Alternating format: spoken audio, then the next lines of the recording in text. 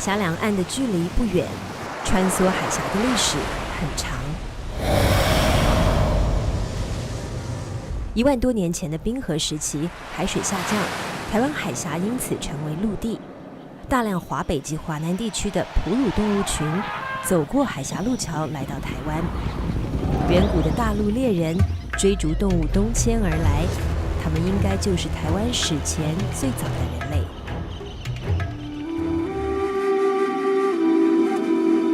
濒临太平洋的东部海岸，台东长滨乡八仙洞发现了台湾最早的人类活动遗址。它属于旧石器晚期的文化遗存。这里的考古发现证明，至少在3万年前，人类已经到达台湾。学者认为，长滨文化人应该来自华南地区，但在5000年前突然消失。大约1万年前，冰河期结束，海水上升，覆盖陆地，形成台湾海峡。台湾从此与大陆隔离，成为汪洋中的一座岛屿。大约在6000到5000年前，一群善于航海的人类，划着独木舟冲破海浪，从海峡对岸来到台湾西海岸，在今天的新北大笨坑上岸落脚。台湾由此诞生了大笨坑文化，它标志着台湾新石器时代文明的到来。新石器时代的文化，一开始呢，大概主要是在台湾的西海岸，然后慢慢的向全岛去扩散，变成非常多元化的台湾的石田文化啊。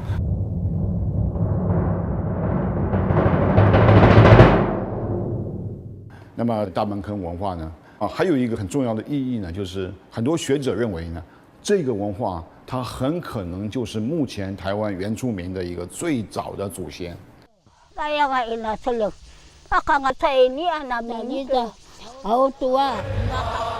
在汉人尚未移居台湾之前，岛上居住着台湾原住民，他们以一个个互不相属的部落和族群分布于平原山区。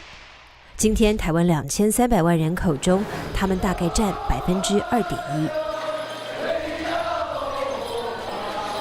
台湾原住民用他的语言和在东南亚和太平洋很多讲说南岛语族的讲的语言，基本上属于同一个语言啊，所以呢，台湾原住民它是属于南岛语族的一部分。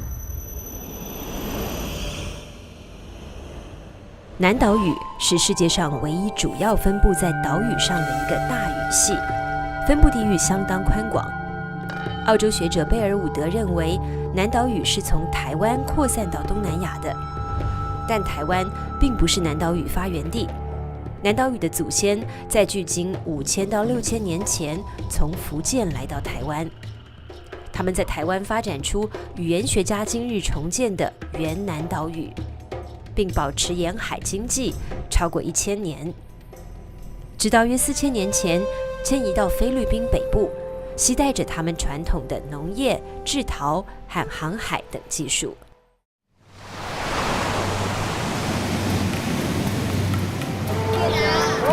好聪明啊！这个台湾海峡，台湾海峡的对面就是大陆的什么省？福建。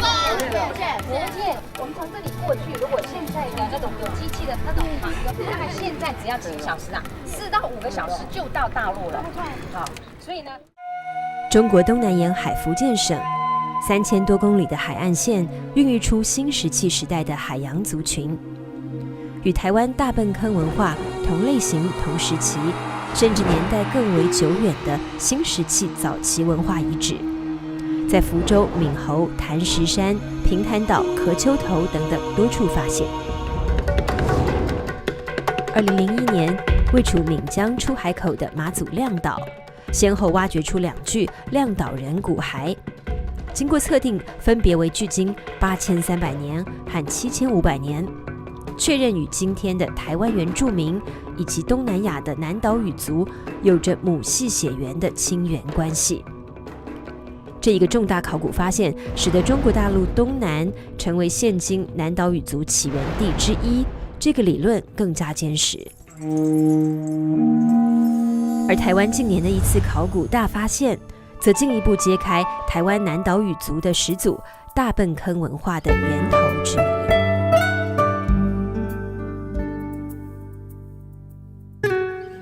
1996年，台南科学园区破土动工，台湾规模空前的抢救考古工程随之启动。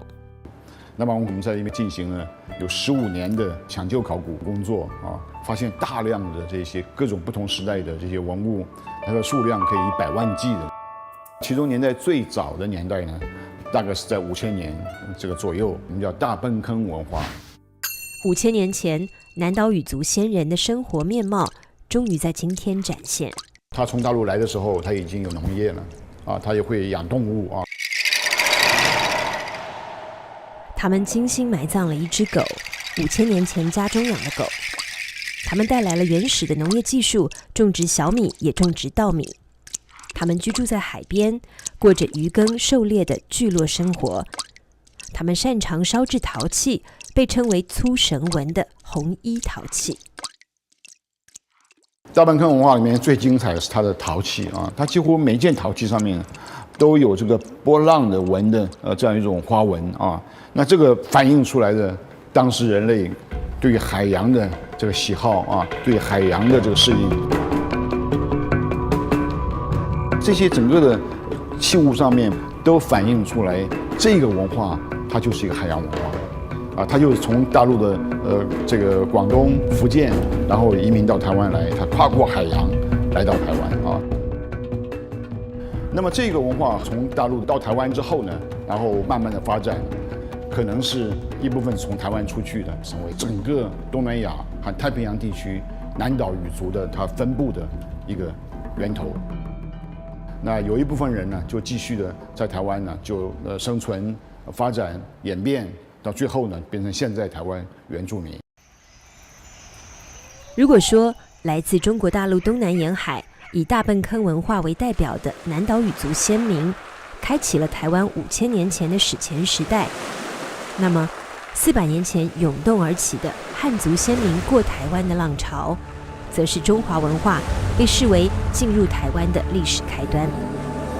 此后数百年间，台湾经历了被荷兰、西班牙占据的荷西时期，郑成功开创的明郑时期，长达212年的清朝时期，被日本殖民统治50年的日据时期，直到1945年抗日战争胜利。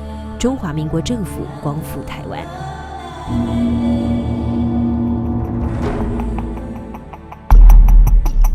这座岛屿历经沧海桑田的变迁，走到今天，往事已经远去，甚至变得缥缈无疾。但亲历这片土地，依然令人觉得祖先血脉沧桑成就的过台湾历史历历在目。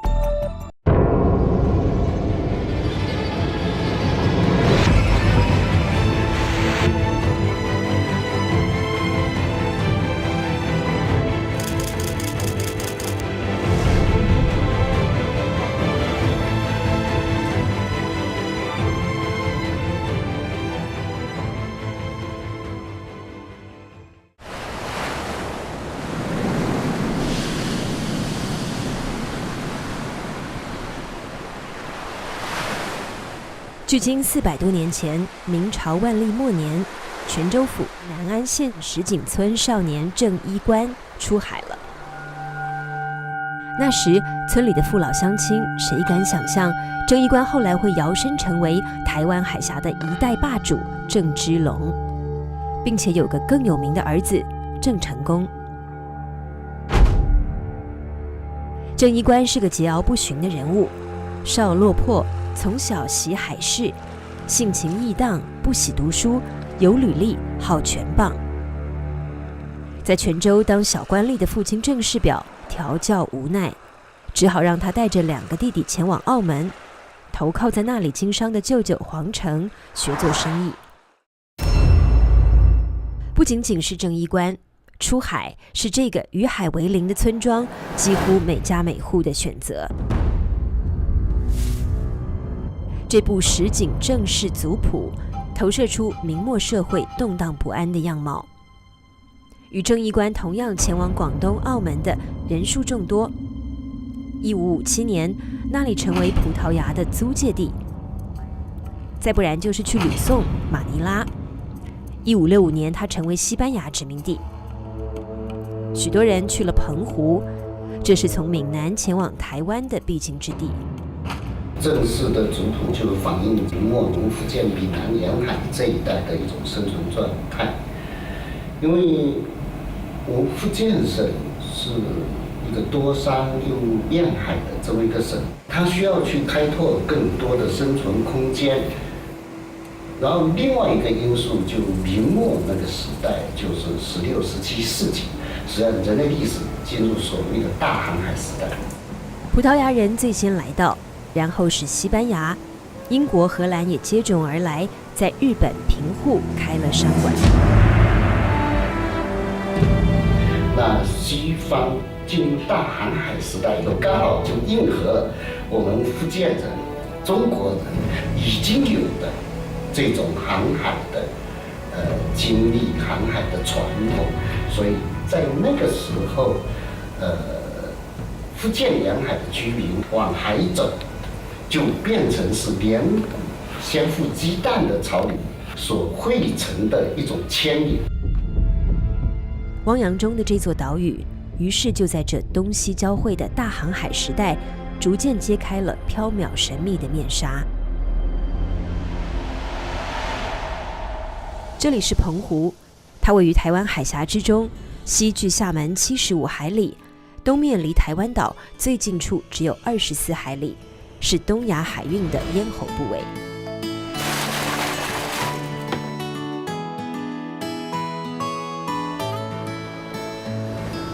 晚风轻拂澎湖湾，阳光、沙滩、海浪、仙人掌，大家因为一首外婆的《澎湖湾》而熟悉亲近它。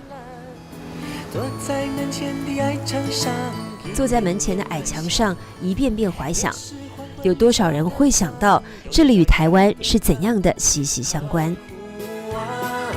澎湖湾，外婆的澎湖湾。1604年，明万历32年8月7日，一个台风天，荷兰东方舰队副司令维麻郎率3艘军舰进抵澎湖，登陆妈宫，今天的马公。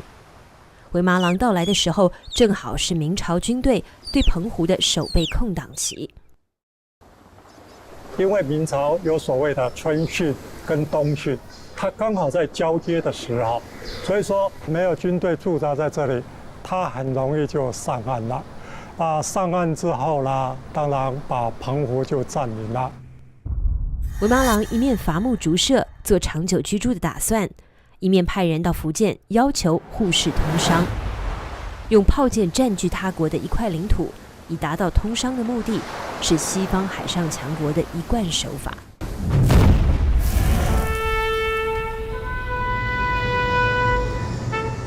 西元1588年，荷兰人经过多年的武装反抗，宣布脱离西班牙的统治，成立荷兰联省共和国。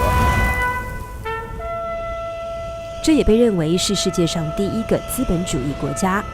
从此，这个雄心勃勃的欧洲小国迅速崛起，成为大航海时代后来居上的海上马车夫。1602年，荷兰人在阿姆斯特丹成立联合东印度公司，开始积极向亚洲扩张。荷兰人来到亚洲以后，就一直想在东方中国的沿海寻找一个据点，去直接跟中国进行贸易。这就是维麻郎率领荷兰舰队占据澎湖的目的。荷兰人的到来惊动了朝野。大明王朝已经到了日薄西山的末期，表面却依然风光。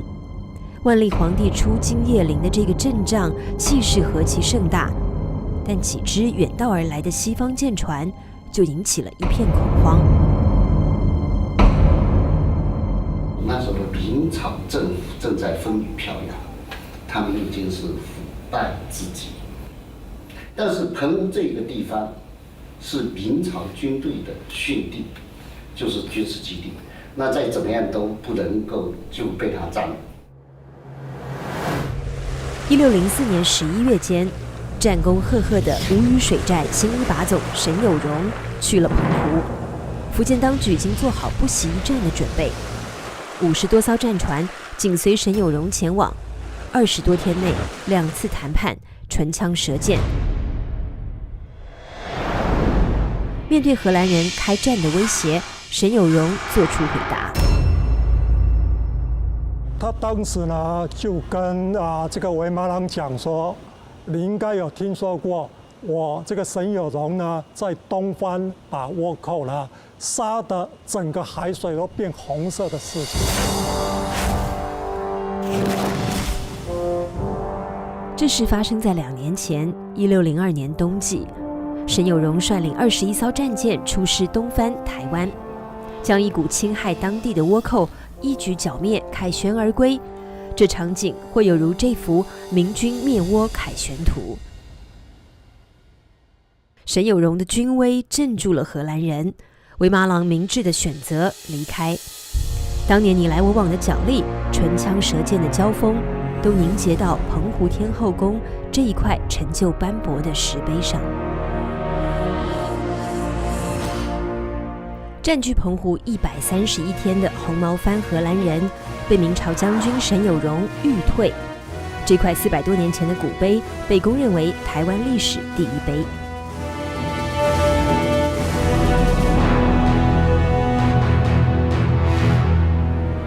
沈有容1602年前往东番剿灭倭寇时，福建连江籍的退役老将军陈第志愿随其前往。陈第以他在台南一带20天的经历见闻，写出这篇《东番记》。《东番记》它就确实的汉人在台湾的情形，而且了解当时台湾西岸有很多地名啊，从这些地名我们就了解汉人在那边都已经来过，要不然不会出现那些地名啊。400年前的《东番记》是台湾早期历史，特别是先住民文化习俗史的一篇重要文献。而有关台湾历史的文字记录，在1700多年前就已经出现。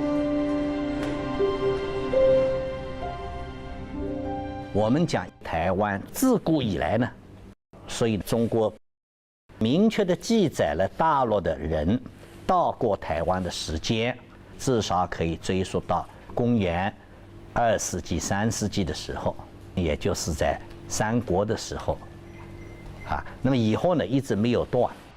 三国时期，吴国丹阳太守沈莹所著的《临海水土志》成书于1700多年前，这是世界上最早记录台湾的文献，其中的宜州指的就是台湾。《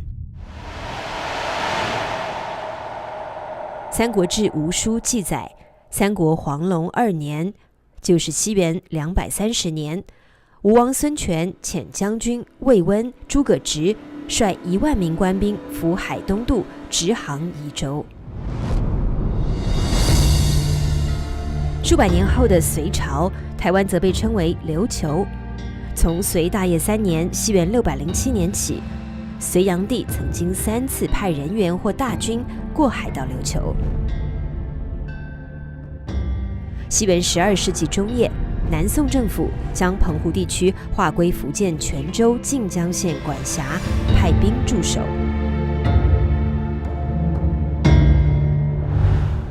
元世祖至元18年，西元1281年，元朝在澎湖设置行政管理机构巡检司，一直延续到明朝初年。明嘉靖42年，西元1563年，因为实行海禁政策而一度废止的澎湖巡检司重新设立。此时已经是大航海时代，西方人进入东方水域。据说在1544年，葡萄牙一支船队驶向日本，途经台湾洋面，远远望见岛上山川雄秀，林木葱茏，不由得发出 Formosa 的呼喊，也就是美丽岛的意思。后来这便成为西方人对台湾的另一个称呼。西方早期的地图，北回归线上的台湾被划成了3个岛。而差不多时期的明代航海图，在澎湖之东准确画出了台湾岛，那时它被称为北港。1590年代，我们明朝的这个官方文书上都已经出现说当时福建的人往返澎湖，互市北港民人日往如雾。当时的北港就是台湾全岛日往如雾，很多人都前往台湾了一种是打鱼的，这移民另一种呢做买卖的，但是最多的呢所谓海客。这个海盗呢，后来被围剿，他们就跑到澎湖。那在澎湖呢，再围剿，就跑到台湾。比如说这个林凤等人，林道乾常常逃到台湾来。这些人呢，实际上今天来看就是一些武装走私的集团那么他们武装走私呢，这个如果在大陆上面，因为大陆肯定是官府要镇压的了，所以他们就在海外找自己基地。一个呢在日本，还有找的基地呢就是台湾，所以往往以他们基地就聚集上万甚至好几万人。比如说我们现在知道郑芝龙、严思齐，他们就在今天台南附近，在北港就建立了自己的基地。云林北港原名笨港，有一种说法，这里是开台先驱严思齐、郑芝龙的登陆之地，因此北港民众为他们树立起这座纪念碑。严思齐，漳州府海城县人，据清康熙年间泉州人江日升的笔记小说《台湾外记》所载，此人身体雄健，武艺精熟，早年因遭宦家欺凌，挥拳打死其仆人，而出逃日本平户，以裁缝为生。凭着仗义疏财的豪侠性情，成为平户华人圈子里远近驰名的人物。按台湾外记所载，严思齐、郑芝龙等28位结盟兄弟，是在明朝天启4年（西元1624年）从日本平户到台湾的。而康熙24年（西元1685年）最早的台湾府志记载，严思齐和郑芝龙早在明朝天启元年，也就是1621年就屯聚于台湾。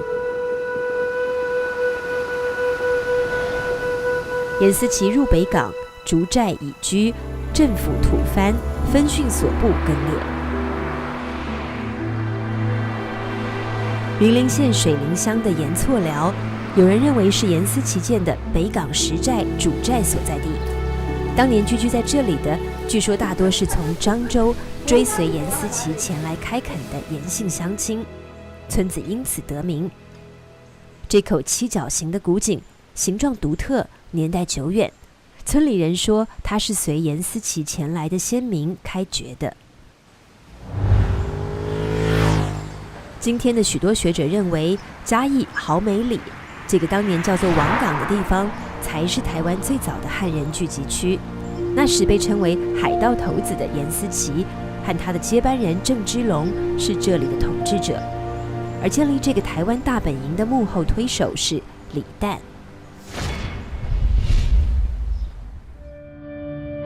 李旦成为平户最大的富商，西洋文书称他为安德瑞·迪提士，或中国贾必丹，也就是华人领袖。严思齐作为长期平户的另一个华人领袖，与李旦强联手，结成商业同盟。早年在澳门学做生意的郑衣官也辗转到了平户，他结识了严思齐，同时投靠到李旦门下，认李旦为义父。李旦成为郑衣官日后发迹的大恩人，据说连郑衣官的亲事也是他撮合的。郑衣官娶的是一个平户女子，名叫田川氏。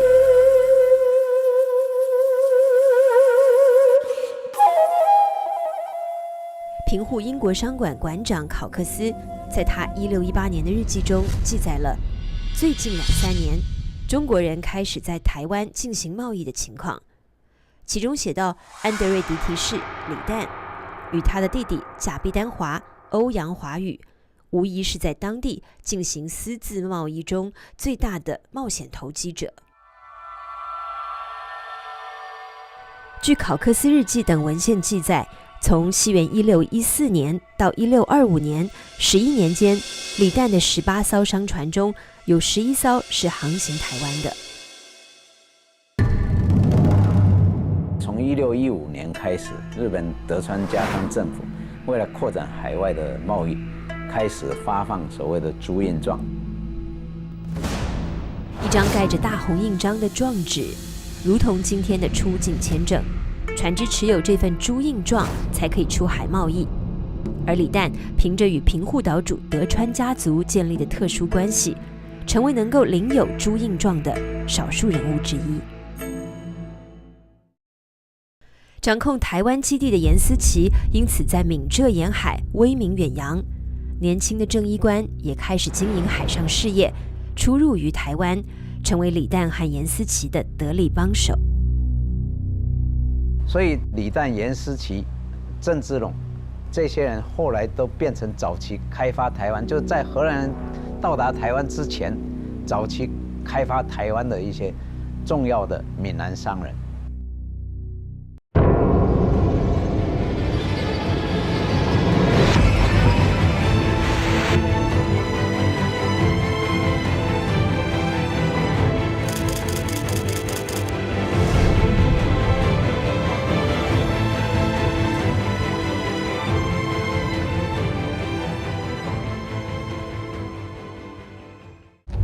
荷兰人又来了。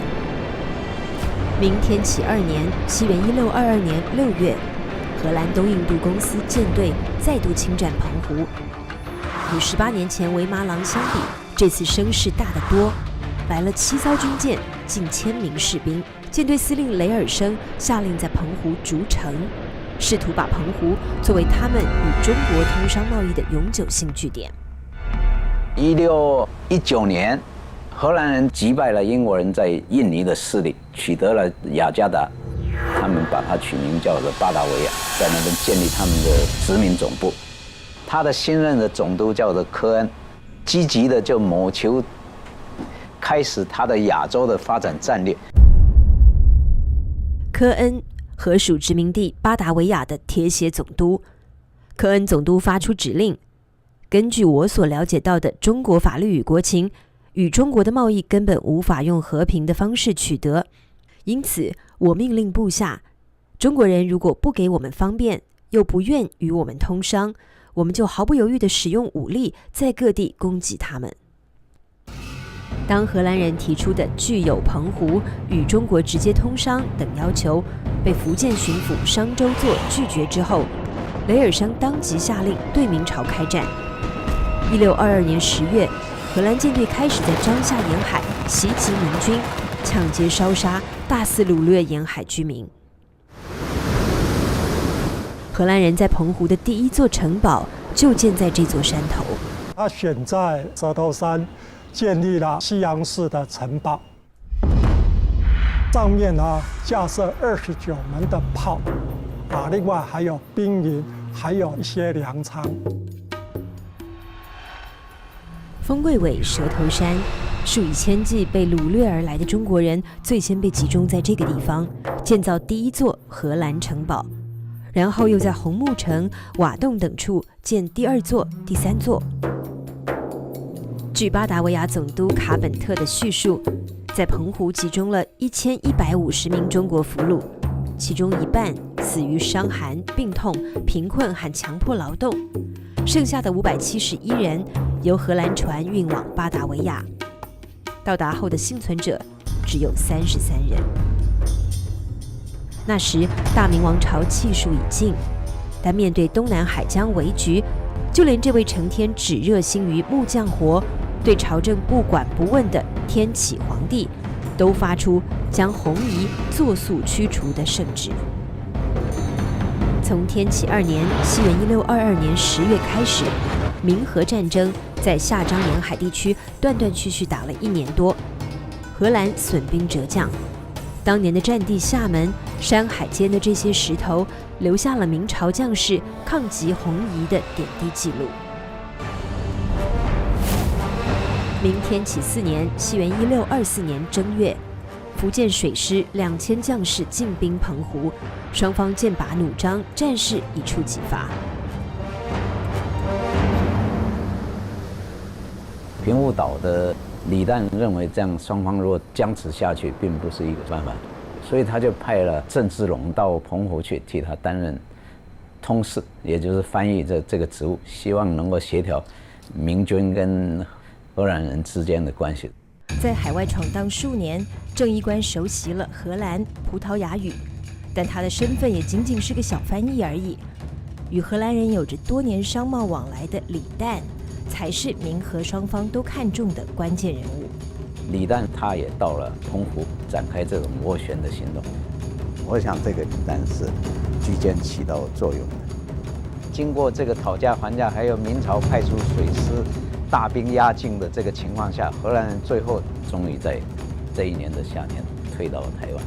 1624年，明天启4年8月，荷兰人从澎湖撤往台南安平。当时这一带叫做大园，是台江内海西岸的一片沙洲，这些沙洲犹如浮现在海面上的鲸鱼，因此便有了形象的叫法鲲身。7个鲲身由北往南一字排开，向台南赤坎延伸。台湾这个名称最初指的就是大园这片沙洲小岛。那荷兰人来到这边，就开始在一鲲身，我们现在叫做安平这个地方盖热兰遮城，再从这里往东，大约5公里左右，那是一大片的土地，我们现在把它叫做赤坎。第2年1625年，荷兰人就往那边走，就在那边海边盖了一个普罗民遮城，就是现在我们叫做赤坎楼那个地方。按这幅1626年荷兰人大园港口图的标记，赤坎这一带是汉人移民和海盗的村落。左下角的文字显示，当时台南一带共有荷兰人338名，日本人160名，汉人数量最多达到5000名。这幅图是西班牙人所画，是献给西班牙国王的，大概也是一张军事情报地图。荷兰人占领大园之后，吕宋的西班牙人大为恐慌，如此重要的位置被死对头荷兰人控制，对西班牙人的北上贸易将造成巨大的威胁。1626年，明天启6年5月，西班牙舰队占领了今天的基隆，此后又占据了淡水，形成西班牙在北台湾的势力范围，在此统治了16年。台湾海峡开始弥漫西方列强争霸的硝烟，一个不起眼的小人物，此时被推上了台海争霸的历史舞台，他就是郑芝龙。在1624年这年夏天，郑芝龙跟着荷兰人从澎湖撤退到了台湾西南部的大园，荷兰人派他建立起一支武装船队，配合他们的联合舰队巡逻台湾海峡，阻止西班牙人和葡萄牙人的船只北上日本去跟日本人做贸易，这是一个目的。另外一个目的就是在台湾海峡上阻止从福建到马尼拉跟西班牙人做生意的福建民间船只南下，抢他们的东西，不准他们跟西班牙人贸易，所以后来史书叫他是海盗。但是第2年，荷兰人发现郑芝龙跳槽，自己当老大，他就离开荷兰人，自己拉起了自己的船队，结果势力比荷兰人势力还更强。郑芝龙之所以自立门户，是因为天启5年，西元1625年，发生了2场让他意想不到的大悲大喜的变故。先是在秋季9月，严思齐率部到诸罗山（今天的嘉义）捕猎，不幸染病身亡。同一年很巧的就是李旦他回到了日本，这一年呢，大概10月份吧，在日本平户去世。那嘉义的王港这块基地等于全龙无首。失去首领的王港群雄，以他们特有的方式推举郑芝龙为新盟主。李旦在台湾的雄厚资产也被郑芝龙收入囊中。30而立的郑芝龙，顿时坐拥巨大的财富和强劲的人马。郑芝龙是继严思齐之后，然后以台湾为大本营。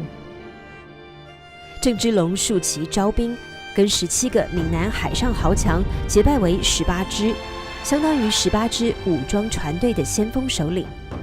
他的名字也由此从衣冠改为芝龙。郑芝龙屯兵台湾，经营海上，纵横闽粤，易道易商。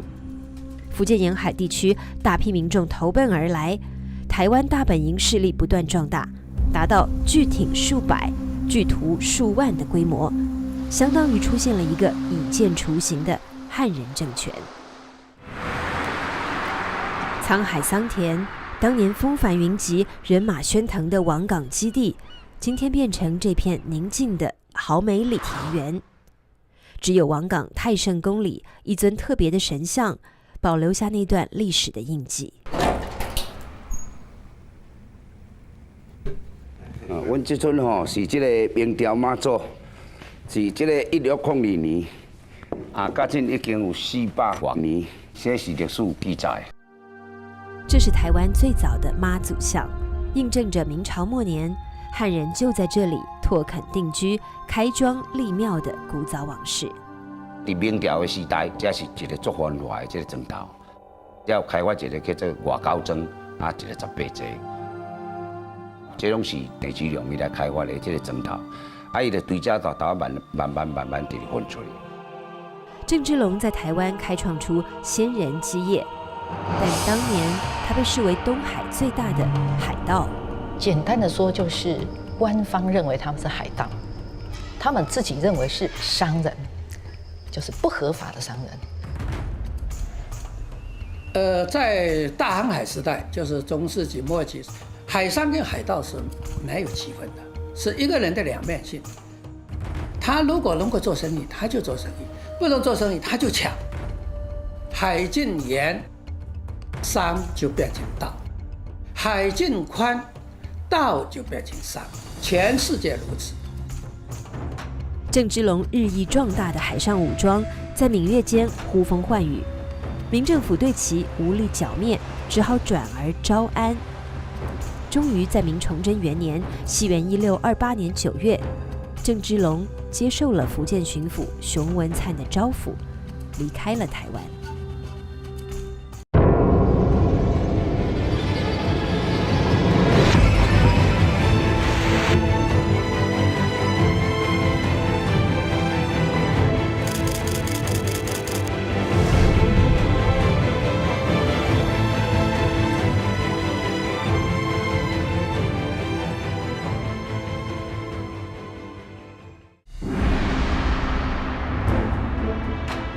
明崇祯元年（西元1628年9月）的某一天，少小离家的郑芝龙从台湾回来了。他率部众3万多人，船只1000余艘。郑芝龙回来的时候，正逢大灾之年，福建连续3年遭遇大旱，饥民无数。这事让福建巡抚熊文灿一筹莫展。刚从台湾归来的郑芝龙给出了一个办法，召饥民赴台垦荒。也有一些人提出过质疑，当时的福建省饥荒的情况那么严重，然后呢，他哪里来的那么多牛？数量无从考证，但福建当时确实发生灾荒。在这种情况底下，郑芝龙把福建沿海的饥民移送到台湾开发是完全可能的。虽然呢，不一定是每个人给这个银3两，还3个人给牛1头，但是呢，这些基本的开垦所需要的经费，由郑芝龙等等来提供。我们的答案也是肯定的啊，他的这个经济实力是非常的强大啊，他完全有这个能力来组织。那么呢，郑芝龙跟萧文灿在崇祯年间的这一次移民，这是第一次由中国政府来组织的这种有计划的移民。这座城名叫热兰遮城，是荷兰人统治台湾和对外贸易的总枢纽。热兰遮城呢，大概残存的最大的一块就是这道墙。那当时他们荷兰人在这边主要跟西边的福建大明帝国做贸易。那时，来自中国的生丝和瓷器是在欧洲市场上能够赚到巨额利润的超级商品。荷兰人在台湾这38年中，有1450万件以上的瓷器，就从现在我们这个位置台湾分公司的这个仓库里面运销到全世界去。不过，贸易的主动权并不掌握在荷兰人的手里。做生意，你要取得商品或是卖出商品，都要有当地的人来帮你做中介嘛。那郑氏家族其实是他们所有的中介里面的最大的这个中介商嘛。荷兰人的生意时时要看他们往日的小翻译郑芝龙的脸色了。那如果说郑氏家族不甩他们，他们在这里的意义就没了。郑芝龙的海商集团雄踞安平，称霸台海。隔海相对，郑荷双方都要掌控台湾海峡的贸易主导权。荷兰的目标就是以台湾为基地，直接到东南亚海进行贸易。郑芝龙不容许，你要留这个货物我来供应，那这样可以操纵价格啊。第二个，日本与安平的贸易绝对不允许荷兰人插手。那么也就是说，荷兰人他只能在台湾了，其他对日贸易、对这个大陆的贸易都在郑芝龙手中，所以荷兰人很恼火。历代的荷兰人的总督对这个是非常恼火。巴达维亚的荷兰总督决定以海上掠劫的方式逼迫明朝答应其自由贸易的要求。荷兰海军派出几十艘最新式的炮舰，联合中国海盗刘湘，组成一支庞大的舰队，开始对福建沿海展开攻击。明军被迫应战。崇祯6年，西元1633年，金门廖罗湾海战爆发。明朝水师出动了数万之众，以郑芝龙为前锋，面对荷兰巨舰的强大炮火，曾经的海贼王郑芝龙有一套自成体系的打法，即小船攻大船，贴近放火。当然，这种玩法的先决条件是要有一批敢死队，而江湖大佬郑芝龙早用他的江湖义气和最高赏格，把士气调整到忘乎生死的亢奋状态。这一场战斗，郑芝龙是获得了大胜。这也是中国人第一次击败欧洲的强大的舰队，所以郑芝龙从此在整个西洋人当中一战成名了。从此他成为真正的台湾海峡的霸主。海峡按郑芝龙的规则建立了秩序，荷兰人也只能遵守这个秩序了。其实这并非坏事，福建海商可以稳定地将荷兰人需要的货品送往台湾，再由荷兰的船队输往欧洲。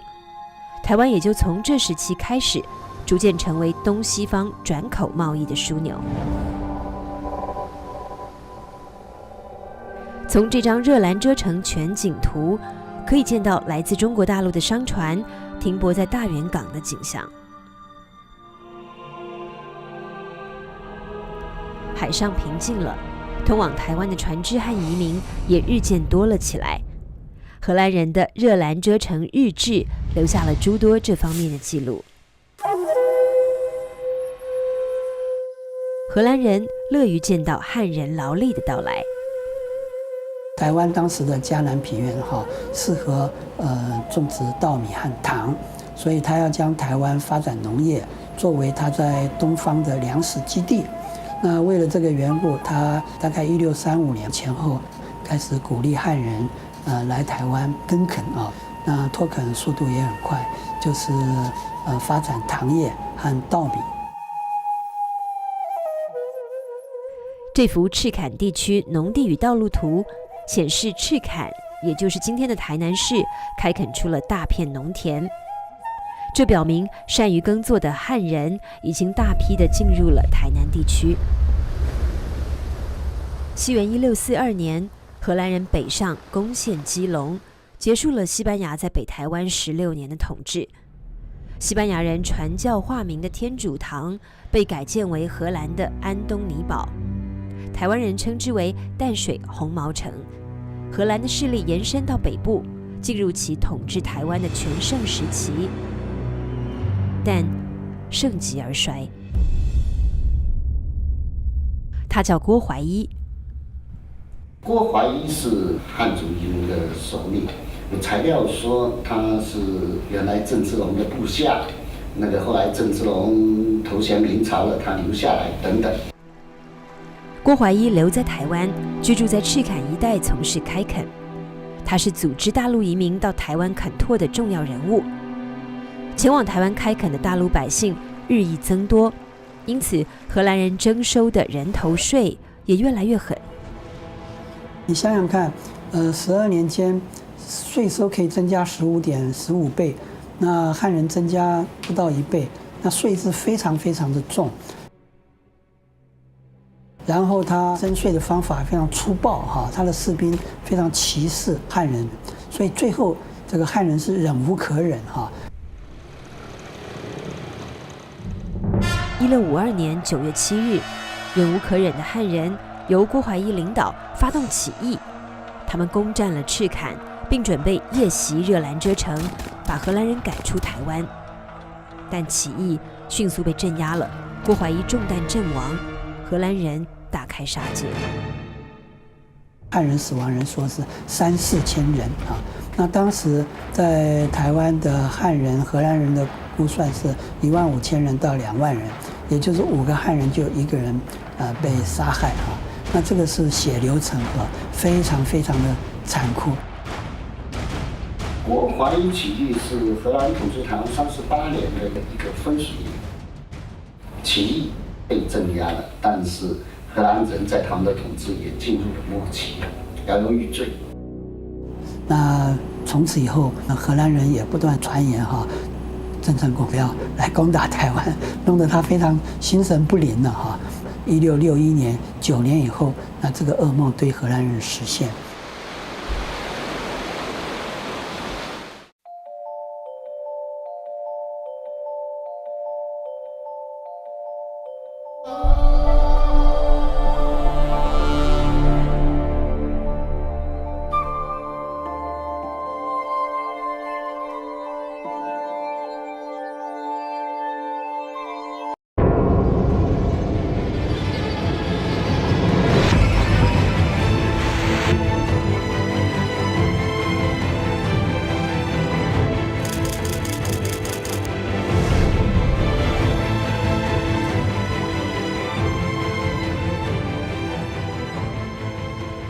1661年的4月30号，荷兰军一觉睡醒了，突然发觉从北边的沙洲跟另外的沙洲中间，密密麻麻的400艘船，国姓爷25000大军就从那边打过来了。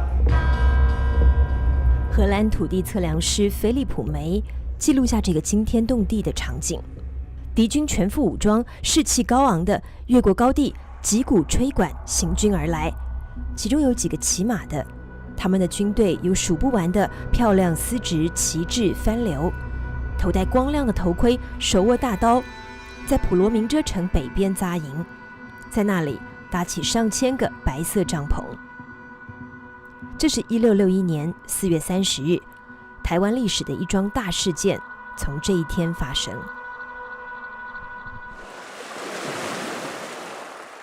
1624年8月26日，日本长崎平户，一个名叫田川氏的孕妇在千里滨海滩捡拾文贝，她突然感到阵阵腹痛，于是避入一块大礁石后，在阵阵涛声中生下一个男婴，此时，婴儿的父亲郑芝龙正在澎湖给荷兰人当翻译，而荷兰人恰巧也就在这一天开始从澎湖撤往台湾。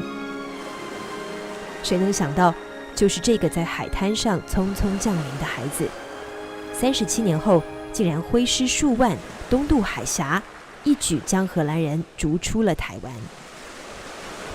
孩子原名福松，在日本生活了6年多。明崇祯3年，父亲郑芝龙把他接回到泉州安平老家，给他取了个大名，叫做郑森。一条安平桥连接着晋江安海与南安石井，这里就是郑森少年时期生活的地方。郑芝龙当时呢，已经非常的辉煌腾达了，而且呢，有非常的多的资源了。那对这个大儿子呢，他寄予无限的一个期待。这里据说是少年郑森曾经的读书之地。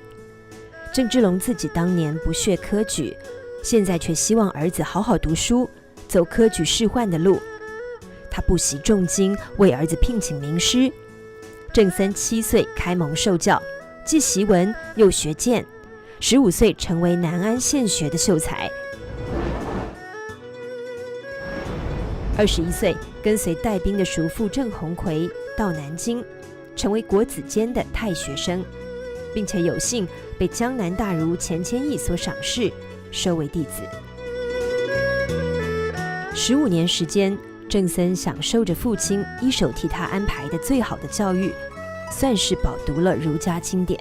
那你读这些45经，就必须要有一些主要的主轴，叫做忠孝节义。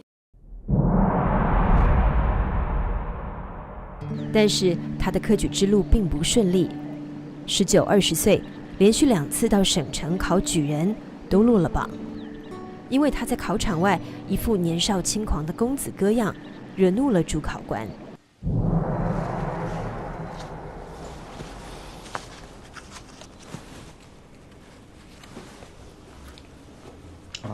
这幅画像，郑成功画像，是我的祖先从很早以前就留下来了。南安石井的郑氏后人世代珍藏，保留住了这幅祖先画像。在家乡画师的笔下，郑成功方脸大耳，一派富贵相。当年他的确大富大贵，算是福建头号富二代。很难想象，如果不是经历了后来家国巨变的惨痛，郑森能够成为后来的郑成功吗？大明王朝走到了末路，山海关外强悍的后金成立了大清国，秣马厉兵，虎视大明万里江山。关内农民起义相继爆发，烈火燎原。西元1644年3月19日，闯王李自成率领的大顺军攻克北京，走投无路的崇祯皇帝悲怆地吊死在紫禁城后的煤山。一个276年的王朝就这样结束在一棵歪脖子树上。当崇祯皇帝上吊的那一天开始，郑成功他的命运，包括中国的命运，包括太多人的生死的命运都改变了。闯王李自成虽然顺利拿下京城，登基大位，但眨眼之间，他的帝王梦就被从关外浩荡涌入的清军碾碎了。中国历史进入改朝换代的血色年代。大明王朝的悲剧还没有完全落幕，南逃而去的文武遗臣们拥戴明宗室重建政权，先后在南京、福建、广东等地扶起了几个小王朝，苟延残喘了18年，史称南明。郑成功登上了南明的历史舞台。1645年农历闰6月，明太祖朱元璋的9世孙唐王朱玉建在福州登基，改元隆武，成为南明的第2个皇帝。从南京回到福建的郑森随父亲前来觐见隆武帝，一见之下，隆武帝大为欣赏，抚其背曰：“可惜朕没有女儿嫁给你呀。”当场赐他以明朝国姓朱，更名为成功。此后，郑森的名字变成了朱成功，但人们都习惯称他为国姓爷或郑成功。郑成功对隆武帝深怀知遇之恩，朱玉建在明末宗室算是少有的廉政清明人物，怀抱一腔忠心宏愿。但这个王朝全靠郑芝龙家族的财力和军力所支撑。郑芝龙最初的算盘，则是把隆武帝滞留在闽北的延平，挟明王室以自重。西元1646年6月，在清兵铁骑逼近福建的关头，作为隆武朝3军主帅的郑芝龙，将部队从闽北北部防线全部撤回闽南老家安平。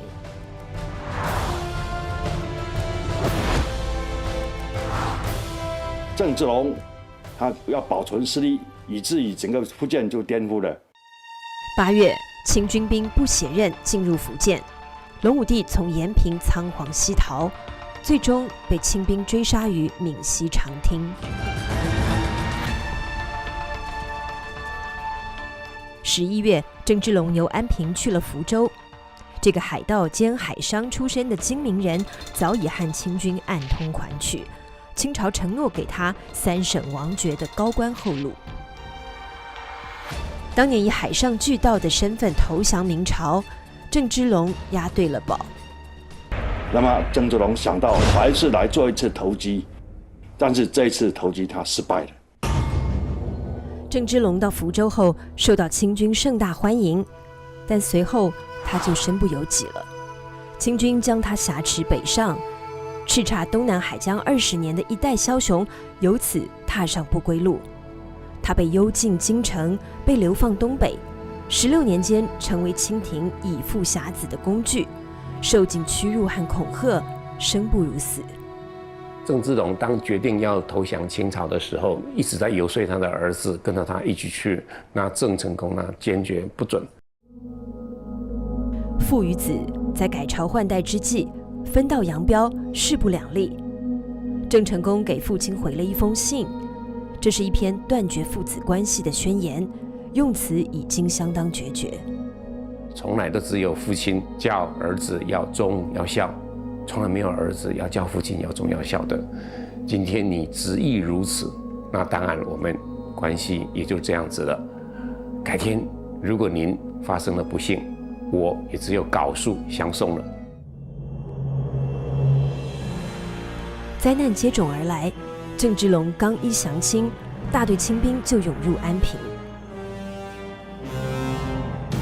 在金门的郑成功闻讯，随叔父郑鸿逵的队伍急忙杀回，但已经晚了。安平城破，惨遭洗劫。郑成功挚爱的母亲田川氏自强身亡。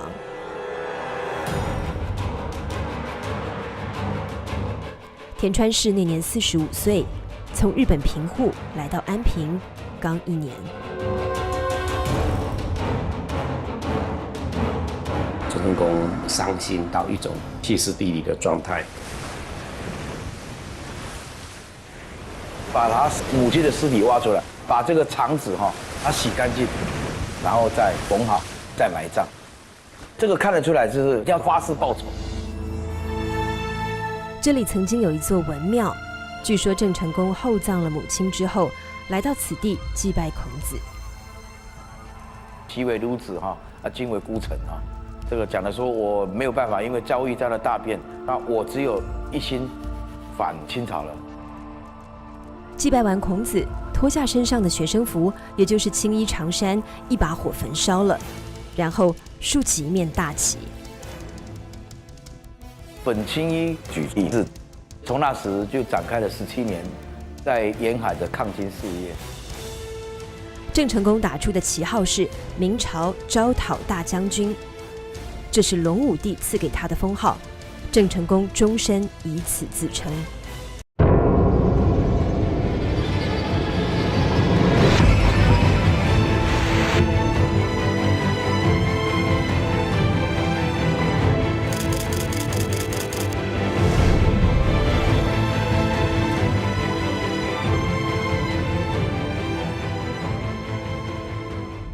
厦门鼓浪屿，这个不足2平方公里的小岛，成了郑成功最初的根据地。那时他22岁，手下不足100人。在当时各路抗清武装中，这是一支不太有人瞧得上眼的队伍，屡战屡败，屡败屡战。队伍和地盘在一天天扩大，根据地从小小的鼓浪屿扩展到金门和厦门。1655年，郑成功将厦门（当时叫做中佐所）改名为思明州，公开昭示他怀念并决心恢复明朝的意思。这里曾有一座演武亭，郑成功时时住在此地，操练水陆两军。今天的厦门大学这一带是当年的练兵场和水师营地。郑成功兵强马壮，轴卢1000艘，战将100员，队伍扩展到10数万之众。缟素临江誓灭胡，雄师10万气吞吴。1657年，郑成功开始进军江南，大举北伐。但是北伐最终功败垂成，败在金陵城外，败在郑成功的轻敌。南明最大规模的一次抗清军事行动遭到重挫，此后再没有光复明室的力量和机会了。1659年9月，兵败南京的郑成功回到厦门。他在大陆的军事作战确实遭受打击，那么他必须要安顿将士，必须要在政治跟军事上重新考量。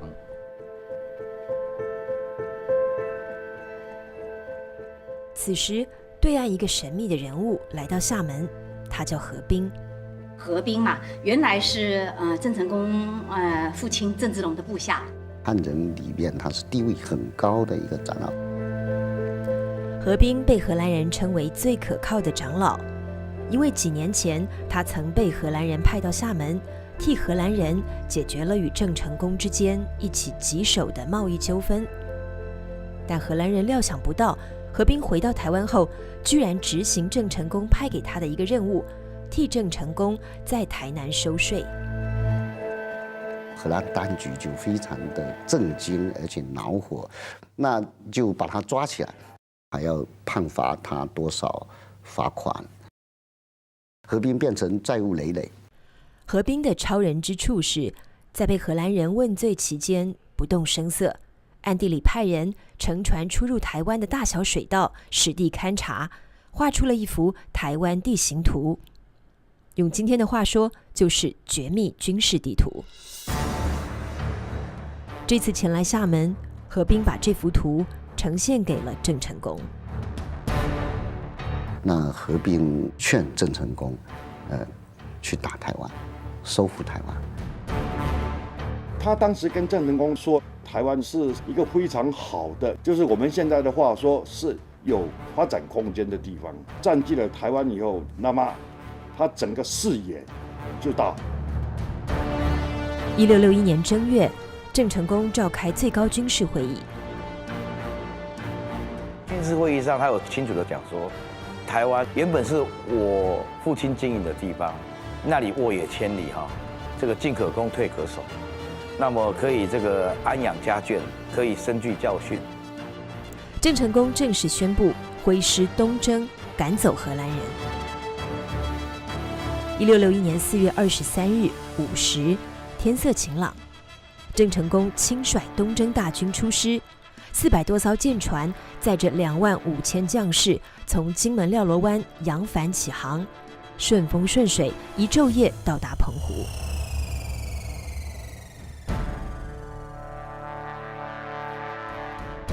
始料未及的险情出现在第3天，4月25日，船队再次起航，行至柑橘与洋面，海上风暴突然降临，逆风恶浪，船队只好掉头返回澎湖。澎湖避风的那几天，是郑成功极度难熬的日子。坦白讲，他真的是轻敌，所以带的粮草非常的少。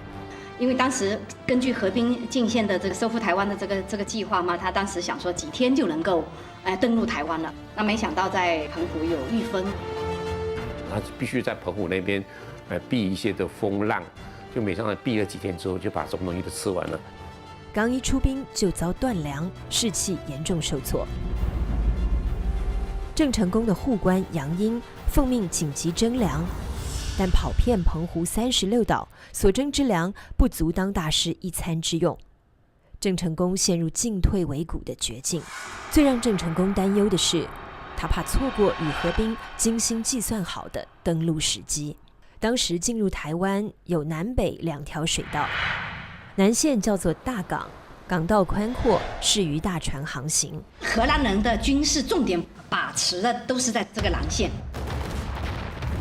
北线是鹿耳门，它是港窄水浅，那些大船是不能通过的。但是呢，天文大潮，比如说逢初1或者是15的时候，可以挡水高几米。郑成功选择了鹿耳门，但是如果错过了天文大潮，一切精心筹划都将落空。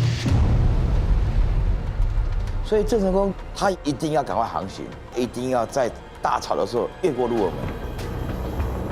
1661年4月29日夜晚，风雨未息，郑成功下令强渡海峡。他全然不顾部下的苦苦劝阻，不惜冒全军覆没于汪洋的巨大风险，他已经豁出去了。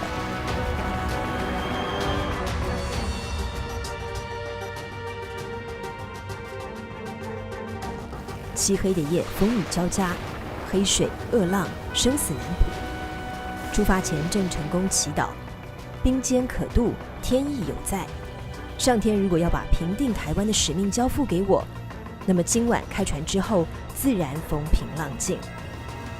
他相信天父使命于他，他也必将得到上天的护佑。奇迹果真出现了，3更后，云收雨散，天气明朗，一帆风顺。而那天的鹿耳门，潮水骤涨数尺，郑成功大军在河兵的导航下，大小战舰衔尾而渡，顺利穿越鹿耳门，从禾寮港登陆，进入台湾。鹿耳门，一个荷兰人完全没有注意到，应该是不可能进来的一个方向呢，密密麻麻的几百艘的船从天而降。热兰遮城内，荷兰东印度公司台湾长官奎一眼巴巴看着2万多敌军登陆，却干着急。鹿耳门那是他们强大的火炮无法触及到的距离。更让奎一一看傻眼的是，随即有几千名中国人出来迎接他们，用货车和其他工具帮助他们登陆。荷兰对台湾30多年的统治，此时看出了人心向背。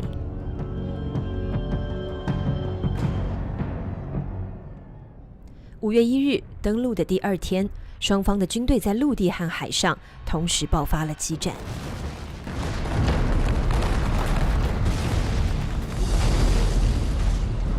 荷兰算是非常强大的一个海权国家。那他们的船只一般我们都把它通称为甲板船，就是它有好几层的那个甲板，然后呢，每层甲板都有装置非常多的火炮，大者大概有100多门，小者大概50-60门。那当时郑成功他们的战船只有1层的那个甲板，船上的火炮了不起大概6-7门。所以说在当时候荷兰跟郑成功他们的武力来看，其实相距是非常大的。所以要面对这么强而有力的全世界最顶级的海军，那只有拼命。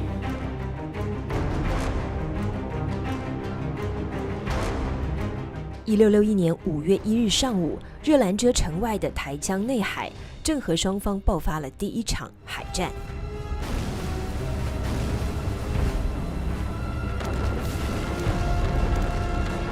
郑成功的军队采用的是小船围攻加以火攻的这样一个方式，用小船载上这个干柴啊、硫磺啊、易燃物、爆炸物就把里面的，然后说一点着了之后呢，那个船呢就加速，快到的时候人往外跳，然后船呢就直接撞那样子一个大船。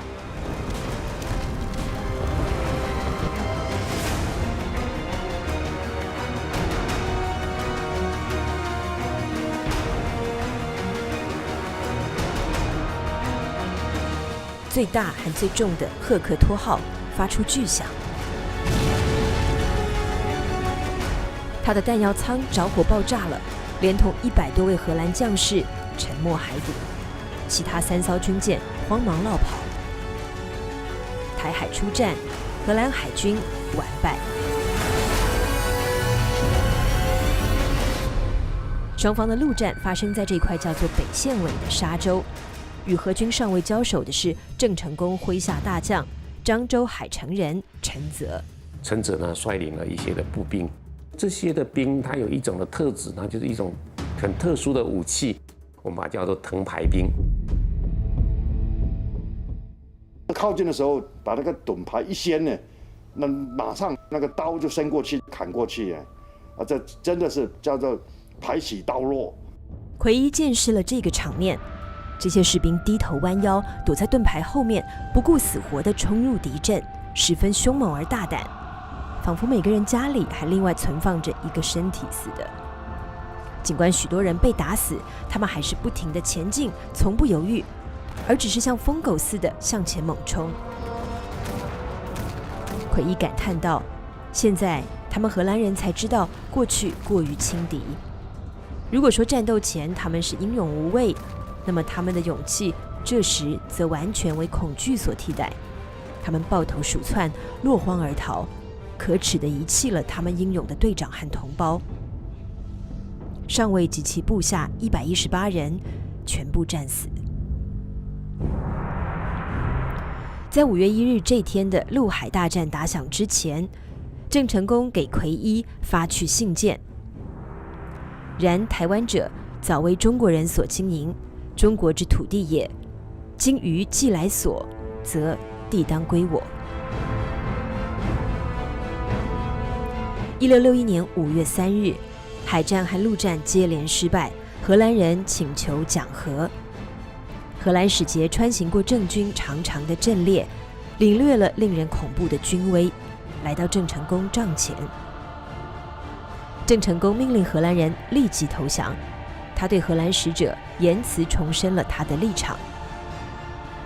该岛一向属于中国的，在中国人不需要的时候，可以允许荷兰人暂时借住。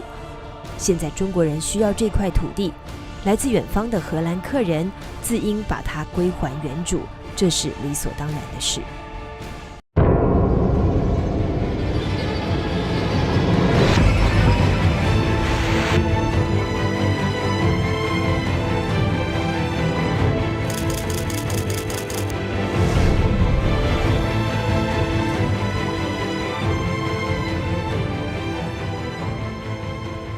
郑成功登陆的当天，首先切断了热兰遮城和普罗明遮城的通道。郑成功攻台战略的第一步是先把普罗明遮城拿下来。普罗明遮城又叫赤坎楼，今天的赤坎楼已不是荷据时期的模样，这些建筑是清朝之后重新修建的。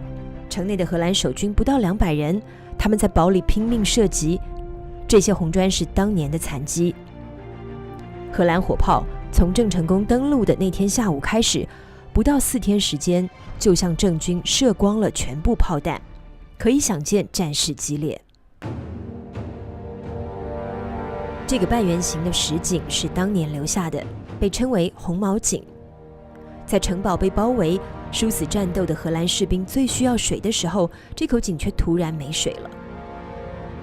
荷兰土地测量师菲利普梅当时在这座城堡里，他写道：城堡内垃圾成山，发出恶臭，许多人病了，水源被切断，这口唯一的井完全挤不到水了。士兵为饥饿和口渴发出抱怨，火药和枪弹即将用尽。普罗明遮城这些人已经完全不行了，没有水了，也没有食物了，连那个窗外面的那些铁片呢，全部都拿下来融化，剪一剪之后，把它融化成子弹的弹丸了。1661年5月4日中午，在亲临前线的国姓爷即将发出攻城令的千钧一发之际，普罗明遮城头升起了白旗。郑成功仅用4天时间就攻克了这座荷兰堡垒，在台湾站稳了脚步。赤坎楼换了主人，成了台湾明郑时期承天府的府衙。郑成功住了进去，他在这里住了将近9个月。郑成功先打下赤坎这个地方之后，他就在台湾设立了1府2县，形成这个明朝的这个行政体系。北部是天兴县，延伸至新竹一带；南部设万年县，直达最南端的恒春，行政中心在承天府，也就是台南赤坎。赤坎这个地方改成东都明京，东都明京就是说东方的首都，明朝的京城。就是说，它这个不是正式政权的首都，而是正式政权那是姚凤的永历藩地的首都。热兰遮城的所在地大园改名为安平。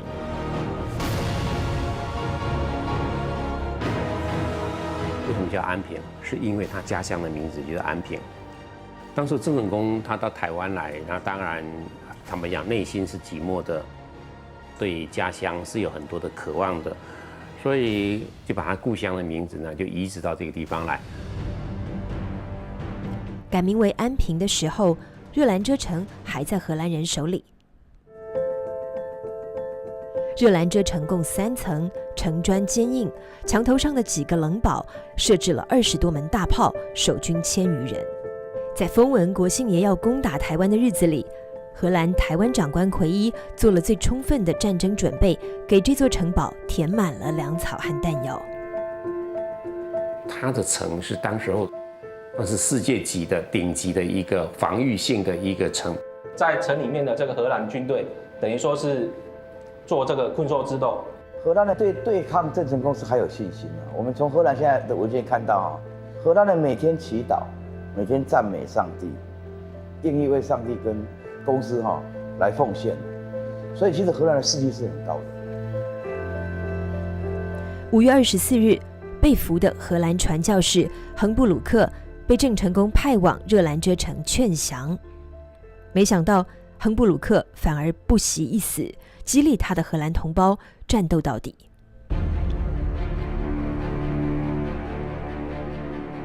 长官奎一其实已经被公司总部撤职，在等待继任到来的日子里，倒霉的等来的却是郑成功的大军。他只能义不容辞地继续履行台湾长官的职责，以捍卫东印度公司在东方的尊严和荣誉。5月25日，奎一对郑成功作出答复，将持续保卫热兰遮城，并抵抗到最后一滴血。郑成功遇上了最强硬的对手，他恼怒了，以至于失去冷静，当即下令攻城。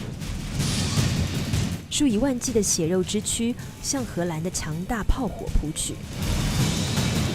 战斗从25日清晨持续了一整个上午，攻城的郑军将士血肉横飞，遭到重创。郑成功付出了惨重的代价。郑成功被迫改变战略，改速战速决为持久围困。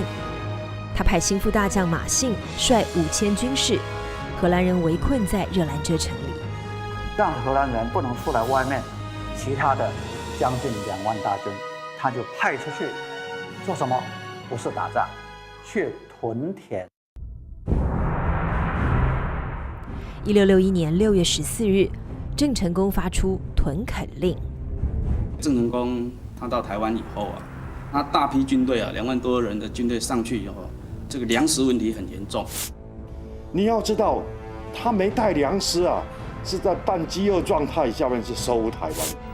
为了解决粮食问题他一边在围困荷兰人的同时，军队就到散开来，让他们去垦种。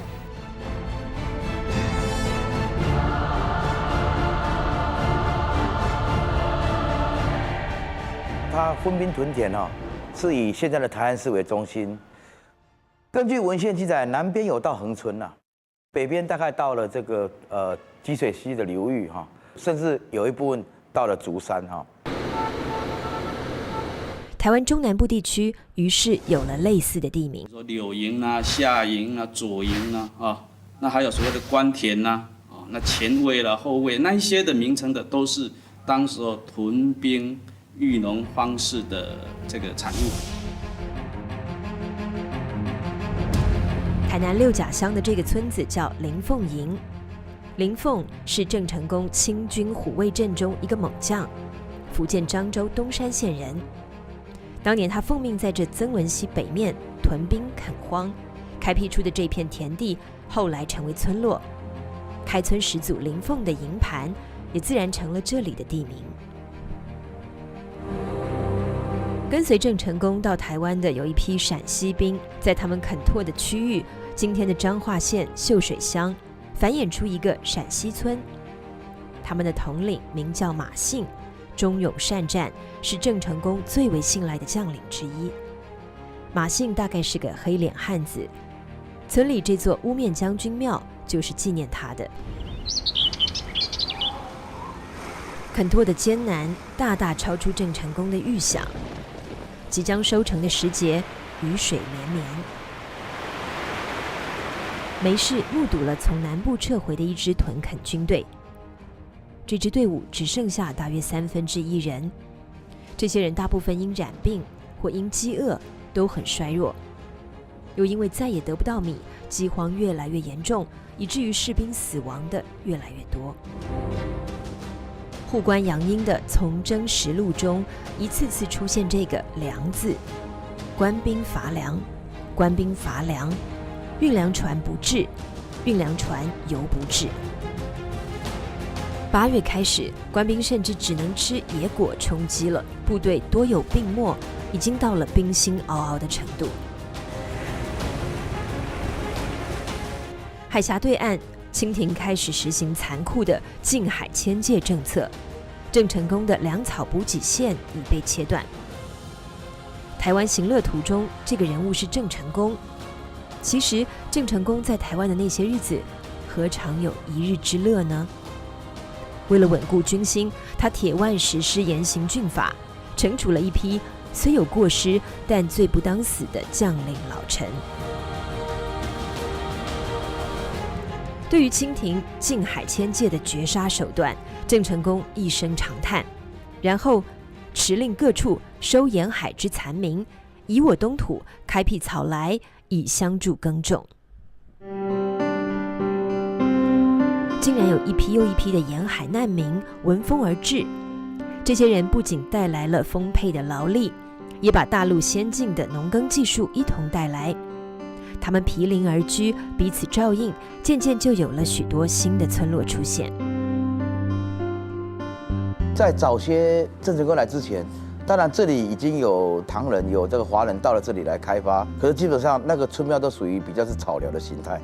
真正的开庄立庙，形成了台湾的屯垦社会，还是从郑成功到台湾之后。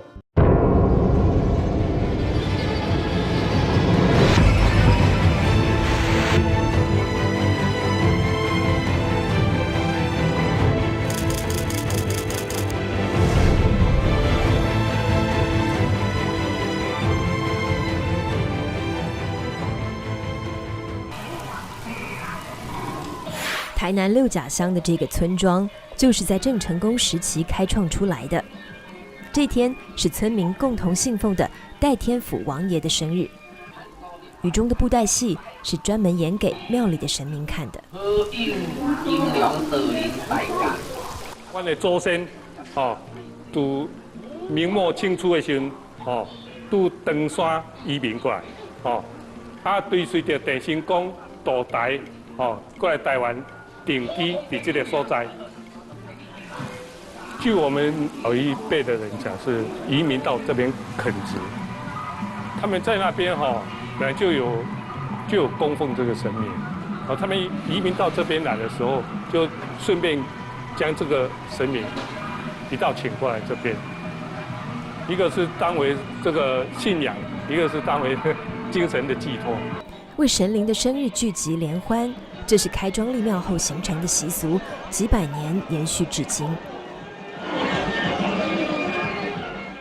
郑王金明登陆纪念碑。每年农历3月11，保生大帝诞辰的日子，台南学甲都要举行上白礁业祖祭典。现在每年的那个水甲除祭宫的农历3月11号，就是在这边遥远祭拜大陆。学甲遥祭的是这座庙宇，这是供奉保生大帝的白礁慈济宫祖庙。祖庙所在的福建龙海白礁村，当年有300多名青壮年跟随郑成功东征台湾，其中一人名叫李胜。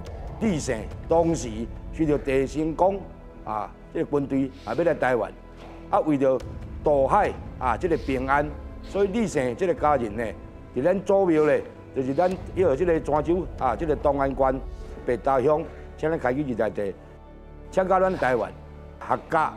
后来学甲盖了此济公，以供奉李胜从祖庙请来的保生二大帝。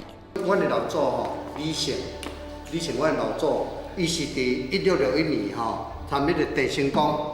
郑成功伊的粮草官伊的先锋部队粮草官来到客家的头前了。李胜追随的那位郑成功的粮草官叫陈一贵，他的身份很特殊，据说是郑成功的姑丈。开大师祖陈一贵，迄当时是担任郑成功的运粮官。哇，迄个阮第一代祖妈郑氏细良是郑成功的亲姑姑，一共家眷13口。从那个金门经过澎湖到台湾，在这边建立家园，驻号一个名称叫做中州。郑成功赶走荷兰人后，陈一贵和李胜的军队留在了台南学甲。拢伫这个客家这个所在，而且落地生根。阮即摆谈到即摆呢，即摆以我来讲，我是第10代，即摆已经有第14代。陈一贵的后人同样枝繁叶茂，以后的子孙就会往伫台南、高雄，甚至到台东、北部的叫做嘉义、台中、台北，阮这全省各地的子孙数万人。中州地区差不多2、3千人。台南学甲古老的宋江镇，跳跃腾挪，虎虎生威。他们或许是350多年前留在学甲中州的那些民政军人的后裔，祖先勇猛的性格在这种阵列中得以彰显。从军队开发，然后到招引普通的平民到台湾去开发，到台湾去落户，它的客观效果就是引起了台湾土地开发，就是闽南人的进入台湾、过台湾，以后的所谓的这个大规模的唐山过台湾，是它一个前奏。在郑成功的大军饱受饥饿与疾病之苦的时候，荷兰的增援舰队却来到了台湾，越兰遮城得到了充分补给，城内的荷兰人欢呼雀跃，士气大振。郑成功再次面临危机，他必须把荷兰援军打跑，否则不堪设想。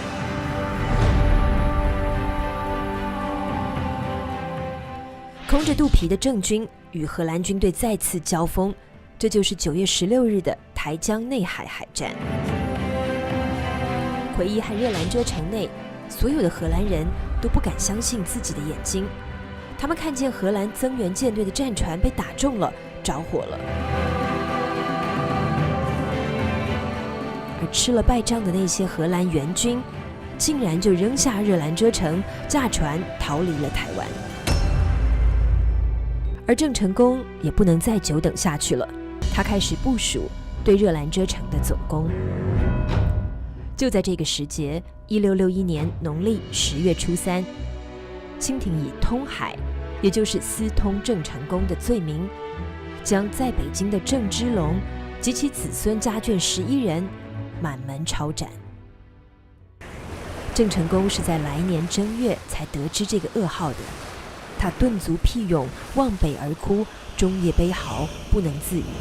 在台湾的郑成功是全军全部人都穿上白色的褂书，然后帮他爸爸这样子送他一行。郑成功兑现了17年前与父亲决裂时的那个承诺，全军缟素。这应该是台湾历史上第一场规模浩大的祭典。郑芝龙在他当年开基立业的台湾上，享受到他的不孝之子献给他的这份孝心和哀荣。九泉之下，不知会有怎样的酸楚与感慨。台南安平的这片墓地，当年叫乌特勒之高地，主有一个荷兰军事堡垒，称为乌特勒之堡。它居高临下，守卫着热兰遮城。根据一个投降的中士的建议，郑成功对热兰遮城的总攻将以这个乌特勒之堡为主攻目标，从厦门运到的30门重炮，由南北东3个方位摆下炮阵。围城9个月，决定台湾命运的热兰遮城攻防战打响了。1662年1月25日凌晨，郑成功下令开炮，30门大炮向乌特勒之堡和热兰遮城猛烈轰击，1天之内发出2500发炮弹，其中1700发左右打向乌特勒之堡，几乎将那里夷为平地。热兰遮城守军的士气被彻底击垮了。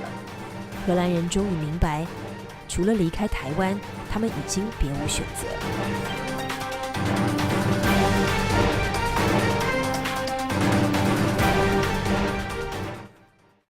1662年2月1日，郑和双方终于签订了缔和条约。